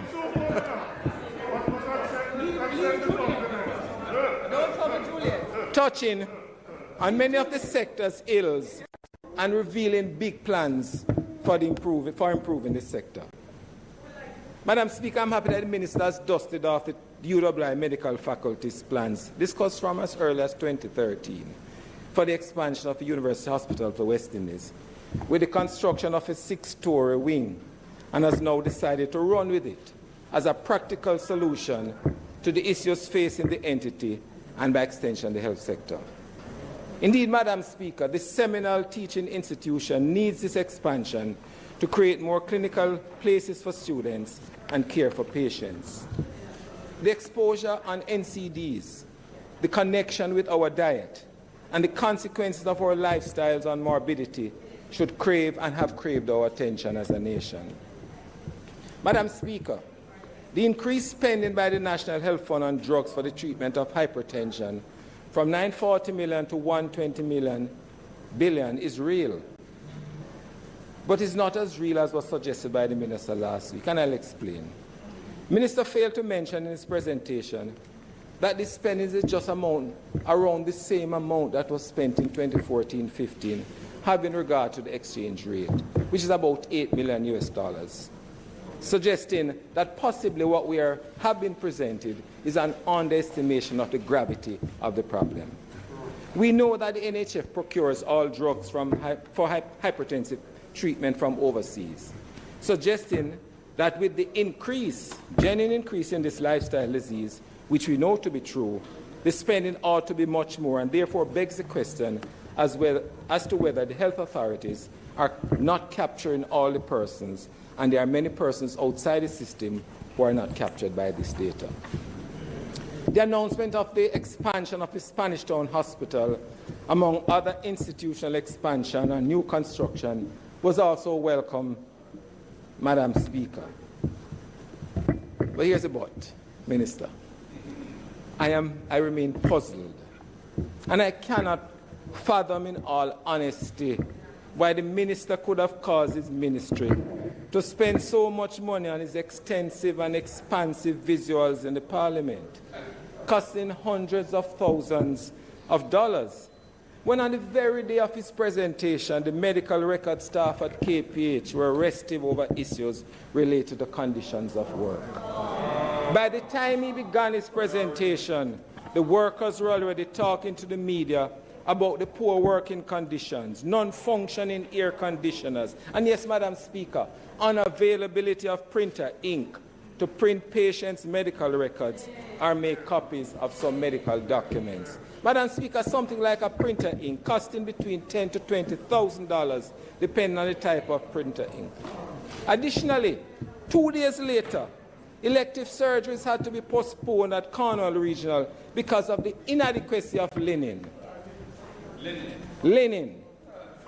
Surgical linen, cloth. Madam Speaker, a simple and non-costly item such as linen. When the X-ray unit is faulty at the Spanish Town Hospital, and Madam Speaker, it has to be allowed to rest after doing a number of films, and the next set of patients having to wait for long periods to allow that machine to sleep and wake up back before it can do another set of films. When at Cornwall Regional Hospital, their X-ray machine has been down for a very long time, and patients have to be transported to other sites privately, paid for by government, to get X-rays completed, as the portable ones at the hospital cannot do some of those studies. Madam Speaker, I could go on, because there is more.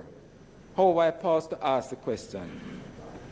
We were presented with a picture on Tuesday showing that we are heading in the right direction with many plans to come. And we were told at the same time that due to the lack of funding, some of the equipment could not be repaired.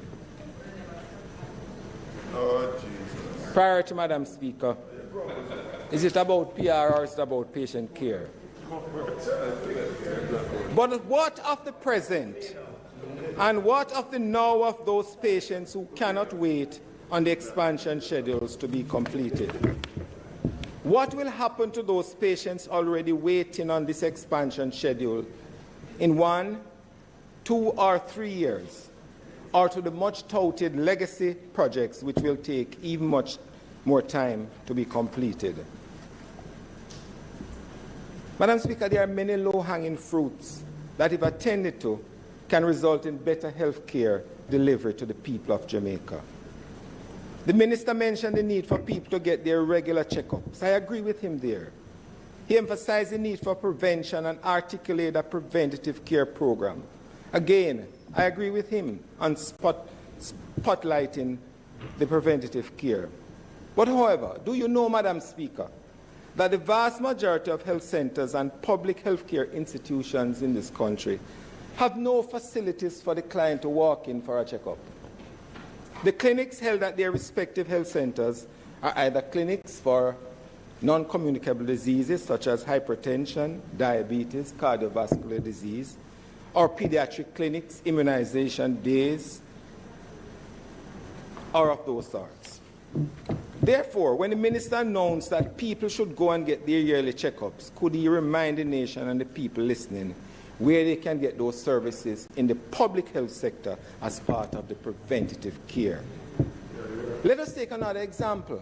Prostate cancer is the most common cancer in Jamaica.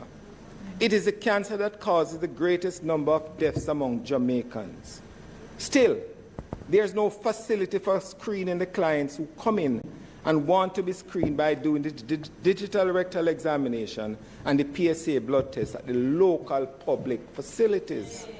Madam Speaker, most of the PSA tests performed in the public sector are primarily as a result of patients undergoing cancer treatment diagnosed years ago and now required to see the progress of treatment intervention. In fact, there are not many labs in the government hospitals which do PSA, and when they are sent to the regional labs from the local hospitals, the turnaround time is usually about 3 months.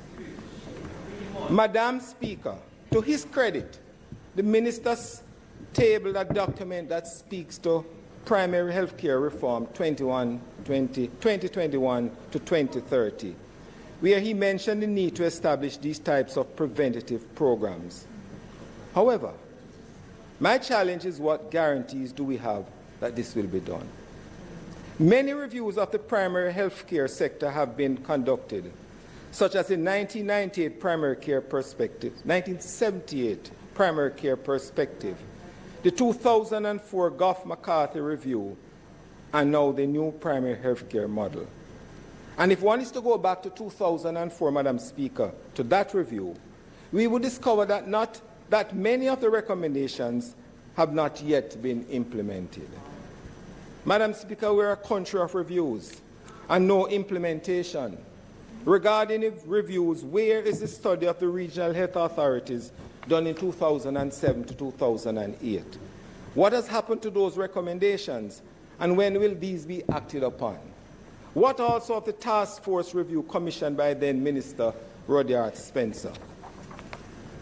Madam Speaker, last year I spoke about the country's requirement to have more renal dialysis units and the recommendations to have these attached initially to the regional hospitals before expanding further to the Type B hospitals within the country.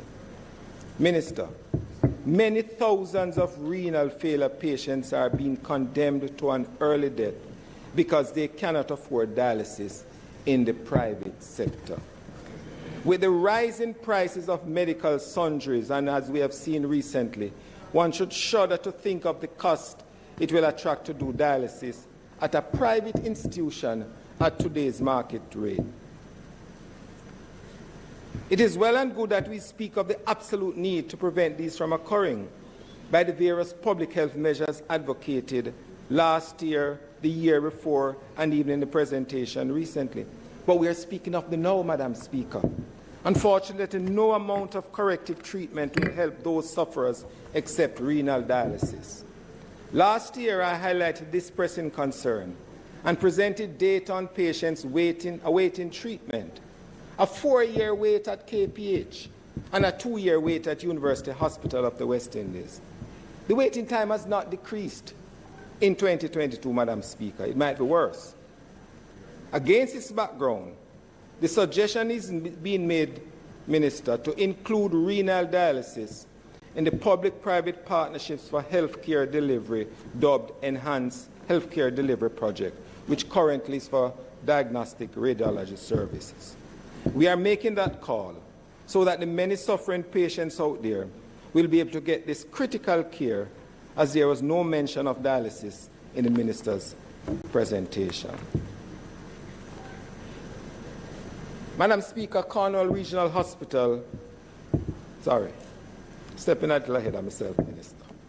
Madam Speaker, the regional health authorities continue to strain the delivery of health care simply because of the top-heavy management structure of these authorities. The regional health authorities review recommended repatriation of some services to the central ministry to save resources because many of these services are duplicated.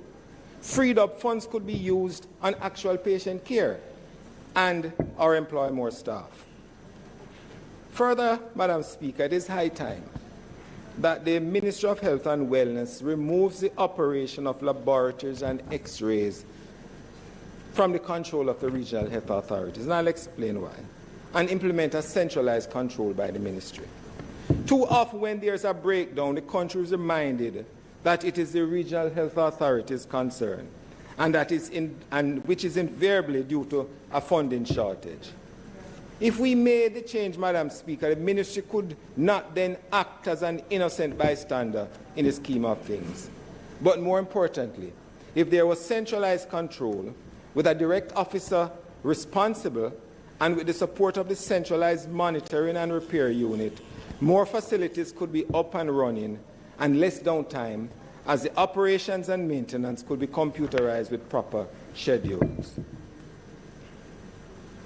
Madam Speaker, the National Health Fund came up for mention in the Minister's presentation, and he indicated to the Parliament that the funding for the National Health Fund is under review, as with the increases in the use of the National Health Fund due to the increase in the NCDs, its viability is now in question. But, Madam Speaker, the National Health Fund has to be preserved and maintained as one source for supporting our healthcare system. It's a national institution which has done a lot of work and will continue to do a lot of work, Madam Speaker. And with the proposed tobacco legislation having some changes that may impact the taxation from this source, there has to be a serious look as to how the viability is protected and maintained. Our view, Madam Speaker, is that the Ministry of Finance should ensure a direct budgetary allocation each year for the National Health Fund, to ensure that increased demands on the National Health Fund are matched by increased subvention from central government coffers, and that it is not left up to the Ministry of Health to determine how much the National Health Fund gets. The history of the National Health Fund has indicated the importance of this organization, as without it the country wouldn't be able to access good quality medication at very affordable prices. So whatever proposal is put forward, the end result should be the continued operation of the National Health Fund. Again, as I did last year, Madam Speaker, I'm once again stating that the country needs to get some clarity and updates on the proposed National Health Insurance Scheme. Although this Green Paper was tabled in 2019, we have not heard anything further 3 years down the road. It seems it has become the norm nowadays to blame everything on COVID-19. Indeed, we recognize the tremendous effort of the Minister and the Ministry of Health to adjust our systems and protocols to confront the COVID-19 pandemic. However, we cannot have essential documents and important policies left behind and blame it on COVID-19. It must be appreciated that with the development of a national health insurance scheme, the financial stresses on the National Health Fund could be reduced. Madam Speaker, Jamaica has since March 2020 been through waves after waves of COVID-19 pandemic spikes. I want at this juncture to thank all the members of the health team,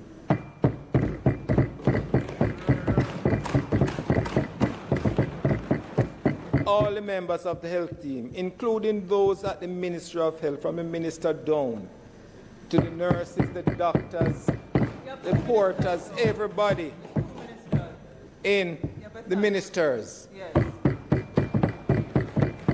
who have worked tirelessly over the past 2 years to keep the health system going. We are a grateful nation, and we owe you all a lot. There have been mixed reactions to the management of the pandemic by the government over the past 2 years. There are many instances, Madam Speaker. Had the government listened to some of the recommendations from different sectors of the society, including the opposition, and elements in the private sector, things would not have been as bad as they were. In the latest round, when the government decided to lift the restrictions on mandatory mask wearing and remove the need for pre-travel testing, the opposition considered the move as short-sighted and even went further to say it was reckless. The suspension of the Disaster Risk Management Act paved the way for the opening up of the economy while exposing the country to the risk of a fifth wave. The government made the foolish move contrary to all public health lessons, to remove the mandatory wearing of masks in enclosed areas and instead made it a recommendation. But at the same time, Madam Speaker, the Ministry of Health and Wellness advised that for the respiratory virus, SARS-CoV-2, suitable public health measures such as hand washing and sanitization were necessary to prevent the transmission of a respiratory virus spread in the air by droplet infection. The absurdity of this new measure, Madam Speaker, prompted one human rights advocate to tweet, quote, "So no requirement to wear a mask in enclosed spaces, but you will be required to sanitize your hands to enter for an airborne virus," unquote. Then to compound the issue, the government also removed the requirement for pre-testing of persons arriving from abroad. This was at a time when the country's largest travel market, the United States, required visitors to their country to be pre-tested, and there was evidence of an upsurge in the number of COVID-19 Omicron B.A2 subvariant occurring in places such as New York City and Florida, two areas from which the bulk of Jamaican travelers originate. The United States has still maintained the federally mandatory mask wearing in enclosed spaces. This was for a population, Madam Speaker, where vaccination rates were more than 65 to 70% compared to our dismal 25% rate. This removal also coinciding with the World Health Organization advising countries across the globe and reminding them that the COVID-19 pandemic was still a present danger and that proper public health measures were required to contain the pandemic. Of course, we are advised that it was a policy decision taken but not grounded in science. So what do we find or do we see, Madam Speaker? Here we see instances of the government speaking out of two sides of its own mouth. In one breath, it advocates that we follow WHO guidelines, and in another breath, it goes against the same guidelines and agency we have been wedded to for so many years, and more so particularly during the COVID-19 pandemic. The regional arm of WHO, the PAHO, represented by its representative, Mr. Ian Stein, reminded the country in late March 2020 at a very Ministry of Health and Wellness COVID-19 press briefing that in countries with high vaccination rates, there was a decoupling between cases and deaths in those countries, thanks to the high levels of immunization. He went on to say, and I quote, "However, unfortunately, with less than 25% of the Jamaican population fully vaccinated, any surge is a worrisome issue and could put an additional or renewed strain on the health system," unquote. He further reminded the country that the best defense against COVID-19 and the several subvariants is vaccination and continued public health measures such as mask wearing. Madam Speaker, the vaccination debacle demands some discussion. Minister, are you still engaged in efforts to get the vaccination rates up? There have been piecemeal programs to revamp vaccinations which have not been successful. And earlier this year, Minister told the country that there were some new proposals to increase vaccination and that the country would be advised shortly. Since then, he made a sectoral presentation without even a whimper about vaccination. We still await the announcement of the enhanced program and hope that the many recommendations that the opposition has made in the past will be incorporated into this program. The rising number of cases in recent weeks since the new measures are of concern. However, Madam Speaker, we are equally concerned that the level of testing in the public sector has fallen drastically. Health centers are now reporting that they do not have the staff to do testing on the days when testing is scheduled. Madam Speaker, I want to make it absolutely clear and take this opportunity to make our position clear from the opposition side that vaccination will help in mitigating a health crisis, and that we are encouraging as many Jamaicans as possible to go out and get vaccinated against the disease COVID-19. To those who have their fears and apprehensions, We encourage you to discuss them with your doctor to clear any misconceptions. With vaccination, you are not only protecting yourself, but also protecting the people around you. Madam Speaker, the COVID-19 pandemic has impacted negatively the childhood immunization program. Jamaica has had an enviable record of childhood vaccination worldwide, both in percentages in the high 90s, in the areas of measles, mumps and rubella, tetanus, diphtheria, and whooping cough, and polio. Many children have missed out on these vaccinations, most due to the fact that the public health nurses were deployed in the COVID-19 fight, as well as the shortage of vaccines. The country is currently experiencing low numbers of COVID-19 cases than we did during the last 4 waves, although the numbers are now inching up. And the government is advised to expeditiously reinstate the usual childhood vaccination at this time to ensure that all children are fully vaccinated, and further, to prevent the possibility of an outbreak of measles, which is currently being experienced in some parts of the world, with WHO and UNICEF reporting a 79% increase of measles in the first 2 months of 2022 compared to the similar period in 2021, and further warning that conditions are ripe for serious outbreaks of vaccine-preventable diseases. The government is also advised to ensure that proper logistic arrangements are in place to guarantee adequate supplies of all childhood vaccinations. Yes, Tony, logistics. All childhood vaccinations, more so with supply chain disruptions currently being experienced worldwide, and to prevent a repeat of the shortage of BCG vaccines which the country had last year. Madam Speaker, the discussions on Cornwall Regional Hospital will not be allowed to die. The Minister made heavy weather of my tour, which had not yet occurred when he made his presentation last week. No, man, at that time. No, I know you were. The only thing we didn't get was the food, because we didn't... As I indicated to the media after the tour of the facility, I was satisfied with the current work program. I was. No, I've said it. No, you don't want to hear the but. You don't want to hear the but. Madam Speaker. You don't want to hear the but. Madam Speaker.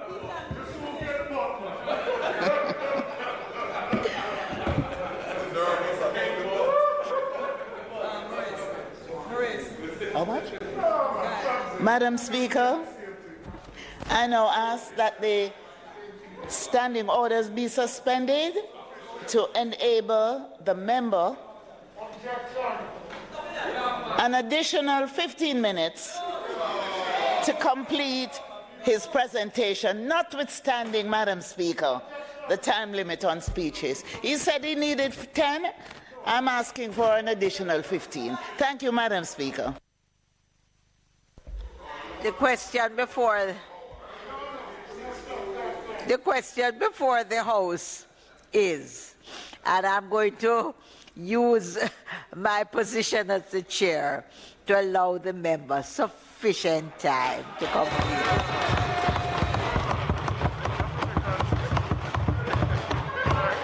Thank you. Good speaker. Good speaker. Good speaker. Good speaker. Good speaker.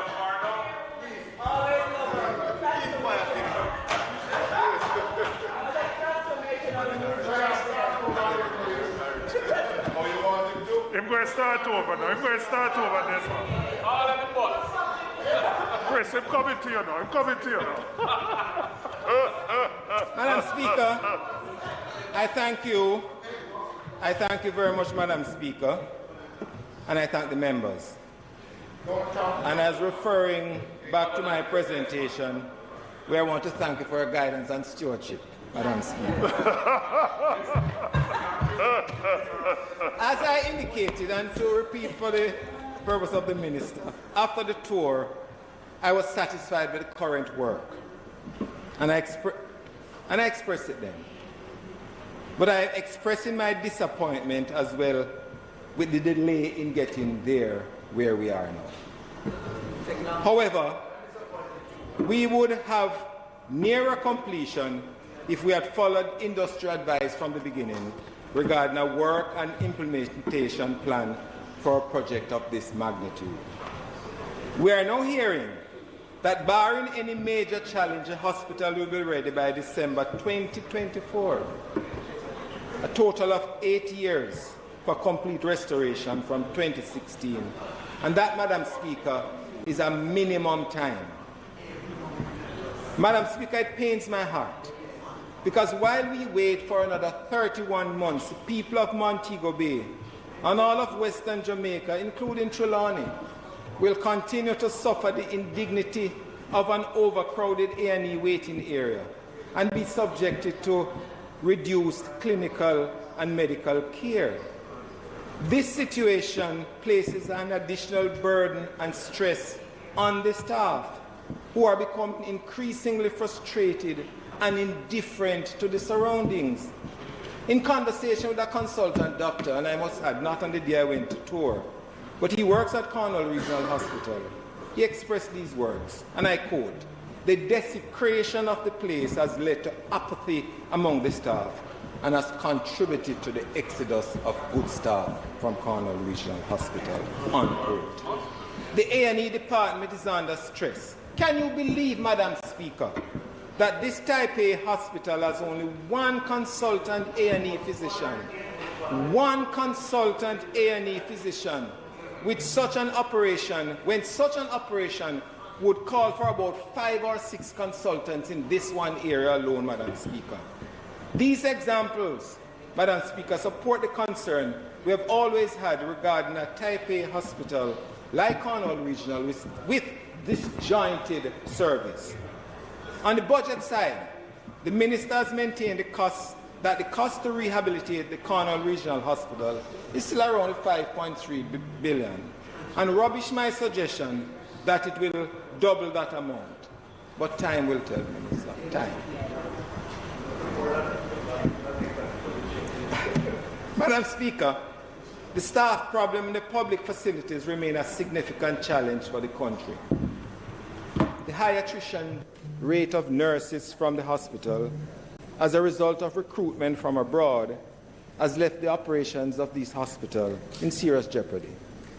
Last year in my sectoral presentation, I recommended that the government attract and retain more nurses in the system by offering scholarships, paying the yearly cost, and assuming the responsibility of a student loans and bonding those currently graduating. The nurses we are losing have taken loans, and the onerous repayment burden has caused them to look elsewhere. It is not beyond us to find a solution to this problem affecting our healthcare system, and that has been happening for many years. We know that the ministry has bolstered the number of permanent nursing posts in the service, and we support that and say, Minister, find more permanent posts. We are again calling on the Minister to ensure that employment is provided for graduate doctors from the medical schools and provide incentives to those required to work in deep rural communities. Yeah. And an additional incentive for postgraduate training for these doctors. In some way, this will attract them to fill posts in these deep rural communities. But, Madam Speaker, I think it's now time that we as legislators and constituency representatives recognize that no matter what system we put in place, our people will always want to migrate. Historically, our people have always gone in search of better. Americans have gone to Cuba. A wave of workers went to Panama to build a canal. Some went to Costa Rica and Nicaragua. Many have migrated to the United Kingdom and United States and Canada in more recent time. Madam Speaker, Jamaicans are everywhere. What is happening to our nurses wants to migrate for better opportunities. It's not something new, and it's not something we can stop. It's in their DNA. We need to come to terms as a country with this and put policies and programs to resolve this phenomena in a win-win situation. The The world has recognized that Jamaica, that we have become a country where training and qualification and good training and good qualification of professionals have become the way of life. And therefore, governments need to capitalize on this propensity of all our people by making investment and training and development at this level. In looking at this, Madam Speaker, we cannot just confine our thinking just the effects of migrating nurses on the health sector, but it has to be looked at in a holistic manner and the overall impact it will have on the economy and the development of Jamaica. And an example is by looking at what happens to the teachers as well. Look at something holistical in terms of training. We have become a nation where we train and export, but it rotates, Madam Speaker. Something comes back in return, and we need to look at that. Madam Speaker, I come through the minister's presentation, and nowhere, not one word, did I find a reference to the largest trauma hospital in the English-speaking Caribbean, KPH. Really? Sure? I did a word check. You did a word check. It cannot be that KPH, which deals with any and all referrals from across the entire island, is allowed to continue rudimentary in its present state. The conditions in many instances are run down. The facilities for X-rays are compromised, and the persistent overcrowding in the wards does not lend itself to proper medical management, despite the Herculean efforts of the medical and the nursing staff. KPH is a national institution, Madam Speaker, and its 246 years of operation as a people's hospital needs to be improved. The COVID-19 pandemic exacerbated the backlog in surgery cases, which was already under pressure from rising gunshot injuries and road traffic accidents. The ministers announced a proposal to privatize some of the backlogs to private hospitals. Although this proposal is important to mitigate the suffering of the waiting patients, I urge the government to proceed with caution. I would advise the minister to examine the experience in the UK with this approach, with the concordat signed with private hospitals in 2000 by then Health Secretary Alan Milburn. Similarly, Madam Speaker, I want to point the minister's attention to the review by the Sir Arthur Lewis Institute, UWI, of 2012 on the decentralization and privatization of health services in Trinidad and Tobago. And I quote from a part of the study entitled "The Reform of the Trinidad and Tobago Health Services, the Limit of Decentralization." And the quote is, Madam Speaker, "The numerous complaints in the media, the long waiting lists for surgeries and certain investigations led the government to address some of these through privatization, including lab investigation, using private beds, elective and emergency surgeries, and so on. In fact, many of the problems identified by the existing health services that were taken up by the Ministry of Health and decentralized through private arrangements. The results of privatization encourage the government to expand the services to include even those being carried out by the regional health authorities.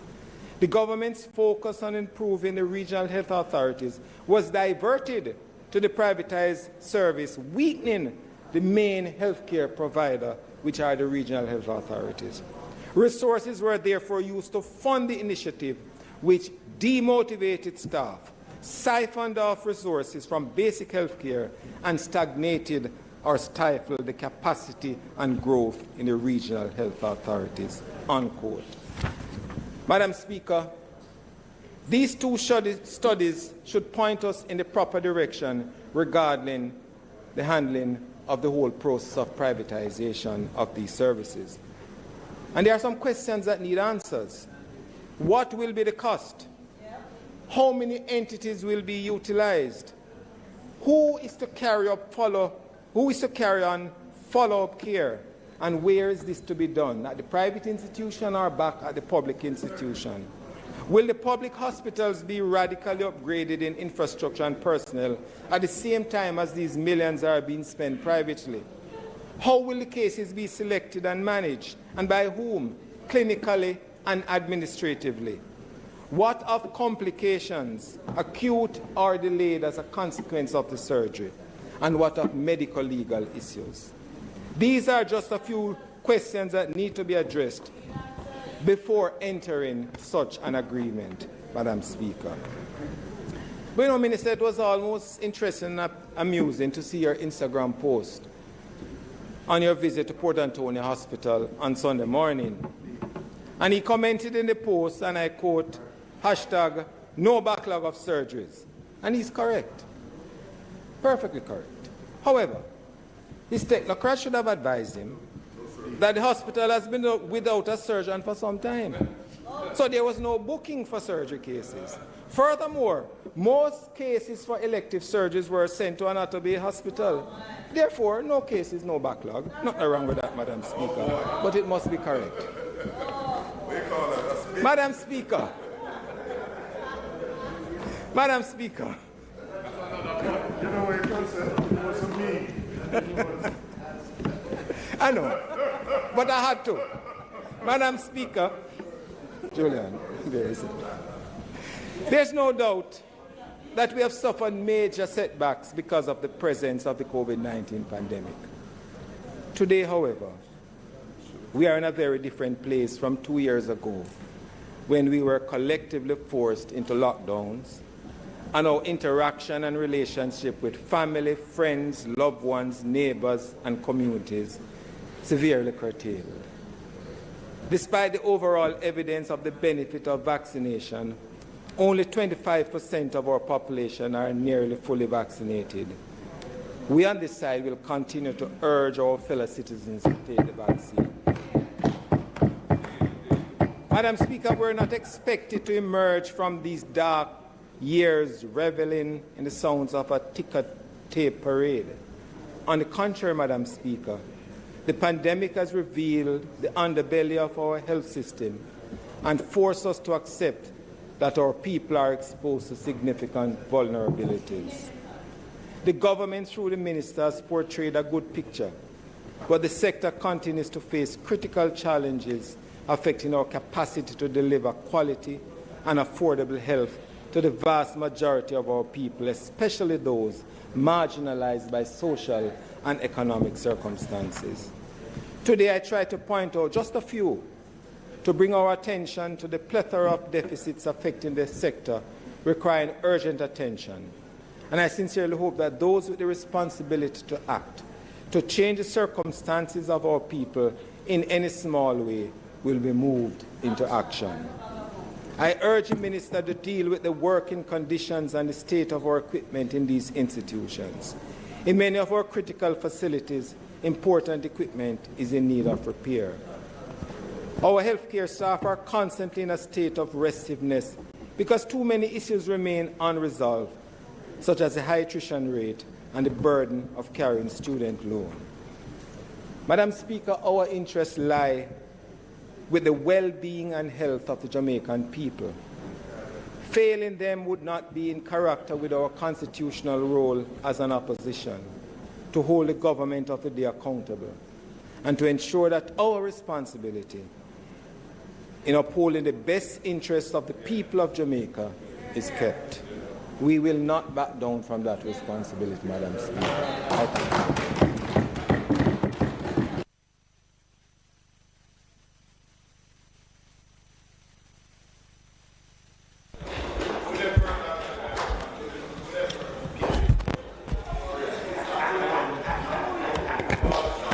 Madam Speaker, I now ask that the sectoral debate, I want to thank the members for their presentations today, and to say I'm very impressed that the member actually did not need any more than 15 minutes. I'm very impressed. You're a man of your word. Good. So, Madam Speaker, I now ask that the sectoral debate be suspended. Members, the question before the House is that the sectoral debate be suspended. Those in favour? Those against? The ayes have it. Madam Speaker, there is no intention to have any further business for the day, so at this time I ask for the motion. Madam Speaker. Member, could you give me one moment, please? Madam Speaker, I ask at this point for the sitting to be suspended. Very well. Members, it is not intended to do any other business for today, and therefore we ask for the adjournment of Parliament or for a date to be announced next week. No, tomorrow, Wednesday, the 11th of May. Those in favour? Those against? The ayes have it.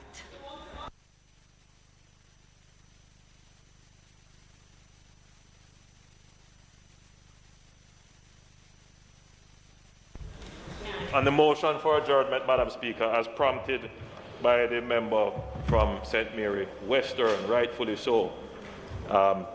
Madam Speaker, you would have noted in the media reports of an explosion in Havana, Cuba, where so far it has been reported that over 30 persons have died in the explosion.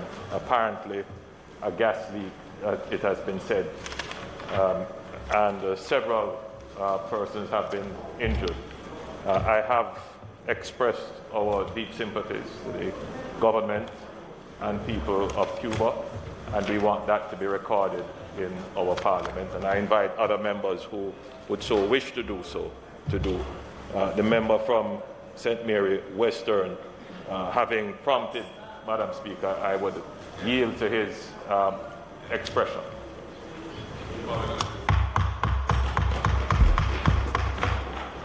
Madam Speaker, let me thank the Most Honourable Prime Minister for affording me this opportunity. And I am sure that all of us in this House would like to express our solidarity and our empathy and sympathy with the good people of Cuba for the traumatic loss that they have experienced. Indeed, Madam Speaker, being our closest neighbor, when something happens to your neighbor, it also affects you. And Cuba has been very good to Jamaica. Equally, Jamaica has been very good to Cuba. And therefore, we share that relationship. And having lost 30 lives and the destruction of a building which has historic significance, it will have shaken the national psyche of the Cuban people. And, Madam Speaker, this House must express its solidarity, because Cuba over the years has stood with Jamaica in natural resources, disasters. They have indeed helped to enhance our human resource by offering scholarships to our young students who have come back to contribute significantly to national life. And Jamaica has offered Cuba many, many technical assistance on many fronts. So we do share a symbiotic relationship. And when your neighbor is going through difficult and trying times, a good neighbor lends a shoulder. And I am sure that this Parliament would like to express that desire, to say to the people of Cuba that we stand ready to offer whatever assistance. I am confident that the government of Jamaica would have offered the necessary support, would have offered to send them technical people, even our army or police or whatever, if they need it. I'm not sure that they would, but I know that everybody in Jamaica would ask that this be done. So I would ask my colleagues to support and to express our sympathies to the government and people of Cuba.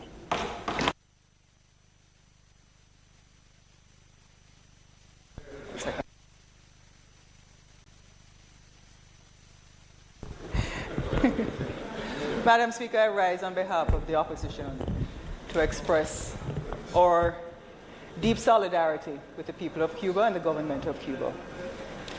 Certainly over the years, the opposition has, even before it was accepted in the West, some might have said it was detrimental to have a relationship with Cuba.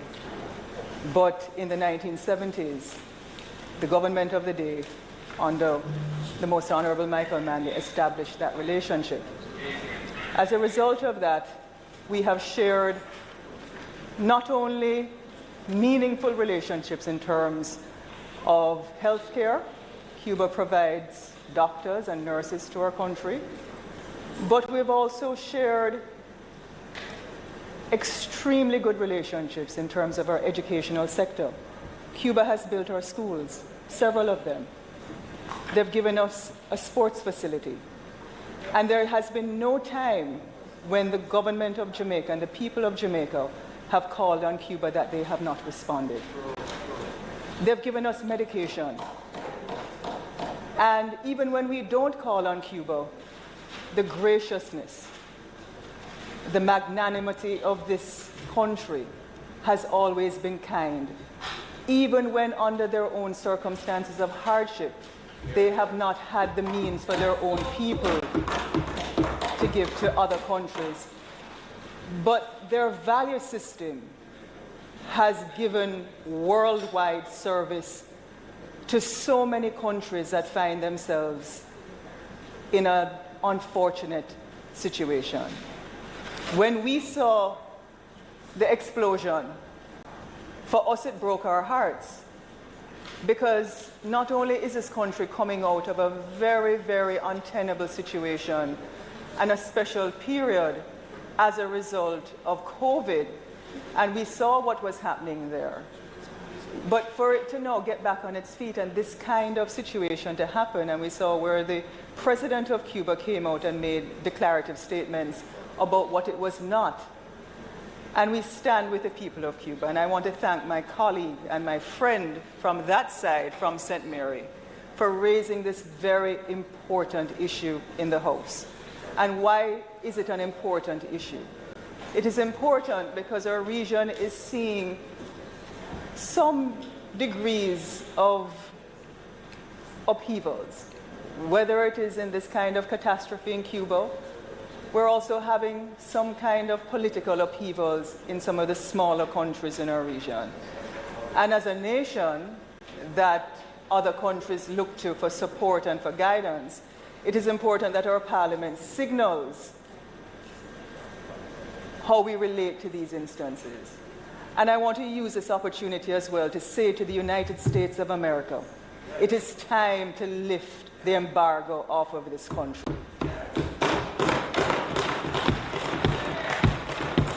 These people have suffered enough.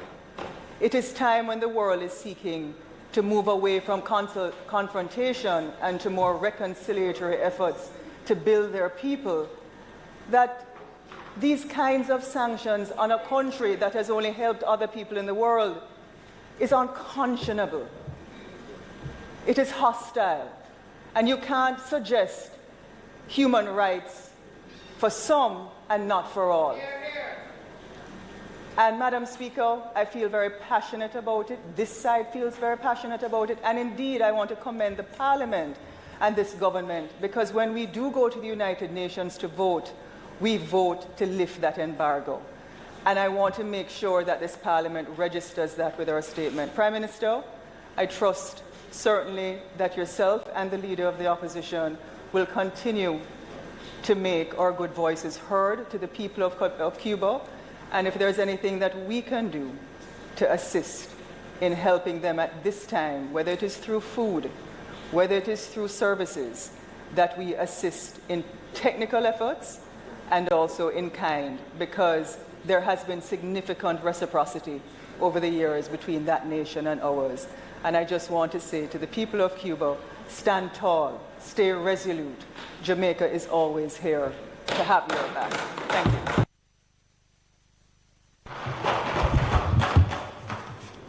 Madam Speaker, first of all, I want to thank the member for Western Westmoreland for having St. Mary, Western St. Mary, for having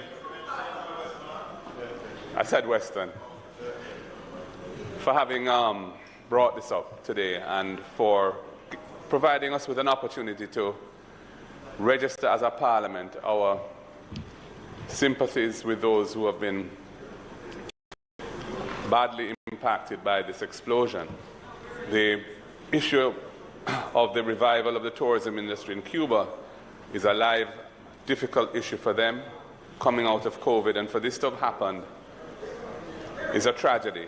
Lives have been lost, persons have been badly injured, and we can only hope that they will cope with this as we know they can, because in terms of resilience, the Cuban people and the Cuban government have, over many decades, shown their capacity to withstand all sorts of very challenging circumstances. The generosity of the Cuban people to Jamaica has been highlighted in the presentations that have gone on already. And it's fairly unique, because it's not that Cuba is a particularly wealthy country.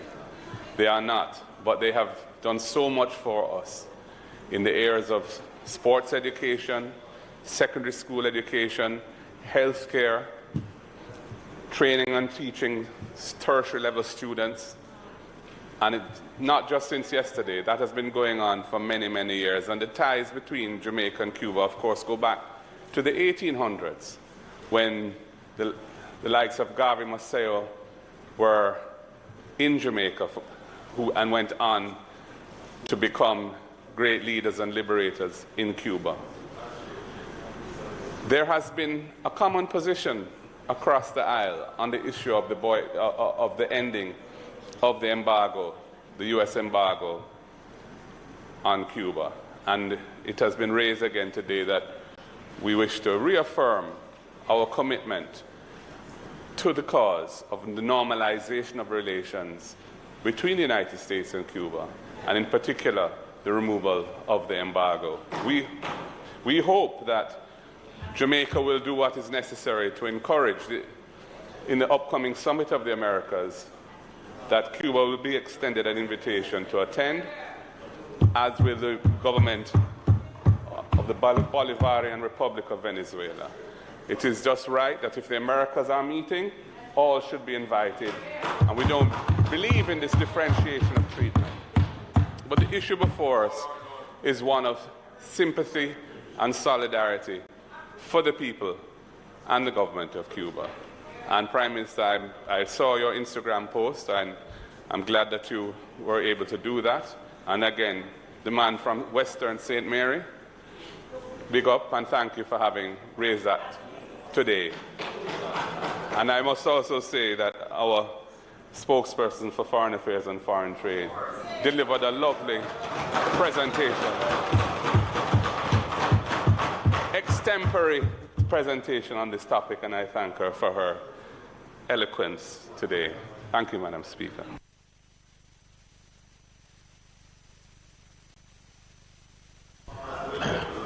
Madam Speaker.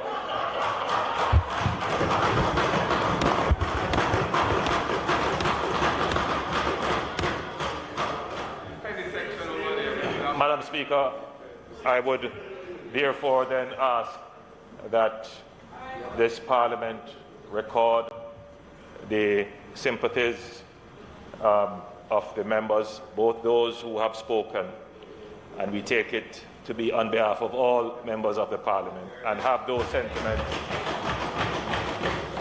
be conveyed to the Cuban government and the people of Cuba. On the adjournment, no, different subject. On the adjournment motion, there's a national water lock-off, which affects, as you know, critical services like our hospitals, healthcare centers, homes for the aged, schools, etc. It is of major national.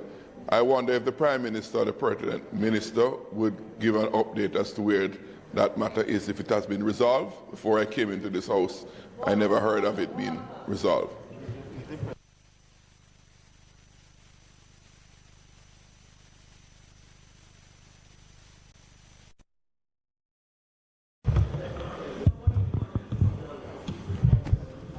I somehow anticipated that request of us. And let me advise this Honourable House that as a consequence of what transpired today at the NWC by the workers and the resulting tremendous inconvenience to the people of Jamaica by the water supplies being cut, we convened a meeting and we discussed with the unions the matter and with the key players at the Water Commission with a view to resolving the problem. It will require further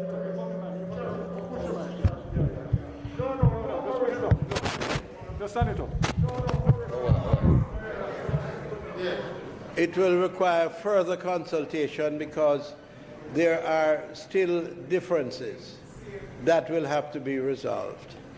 And I will keep the people of Jamaica advised. I've already indicated our decision to meet, and I give an undertaking to keep the people apprised of the progress or the challenges that are being faced at this time.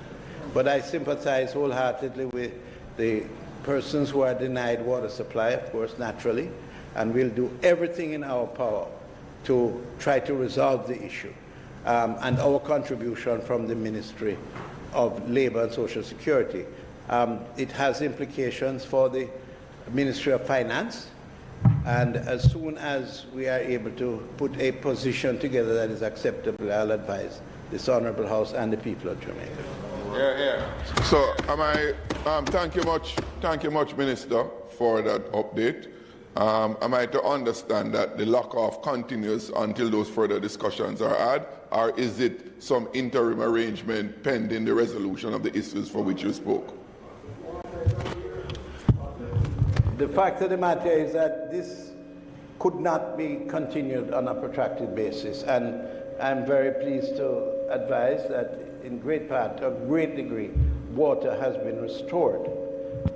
We will, during the course of the negotiations, ensure that everything is done to have that flow of water on a continuous basis while we discuss the matter. That's right. That's right.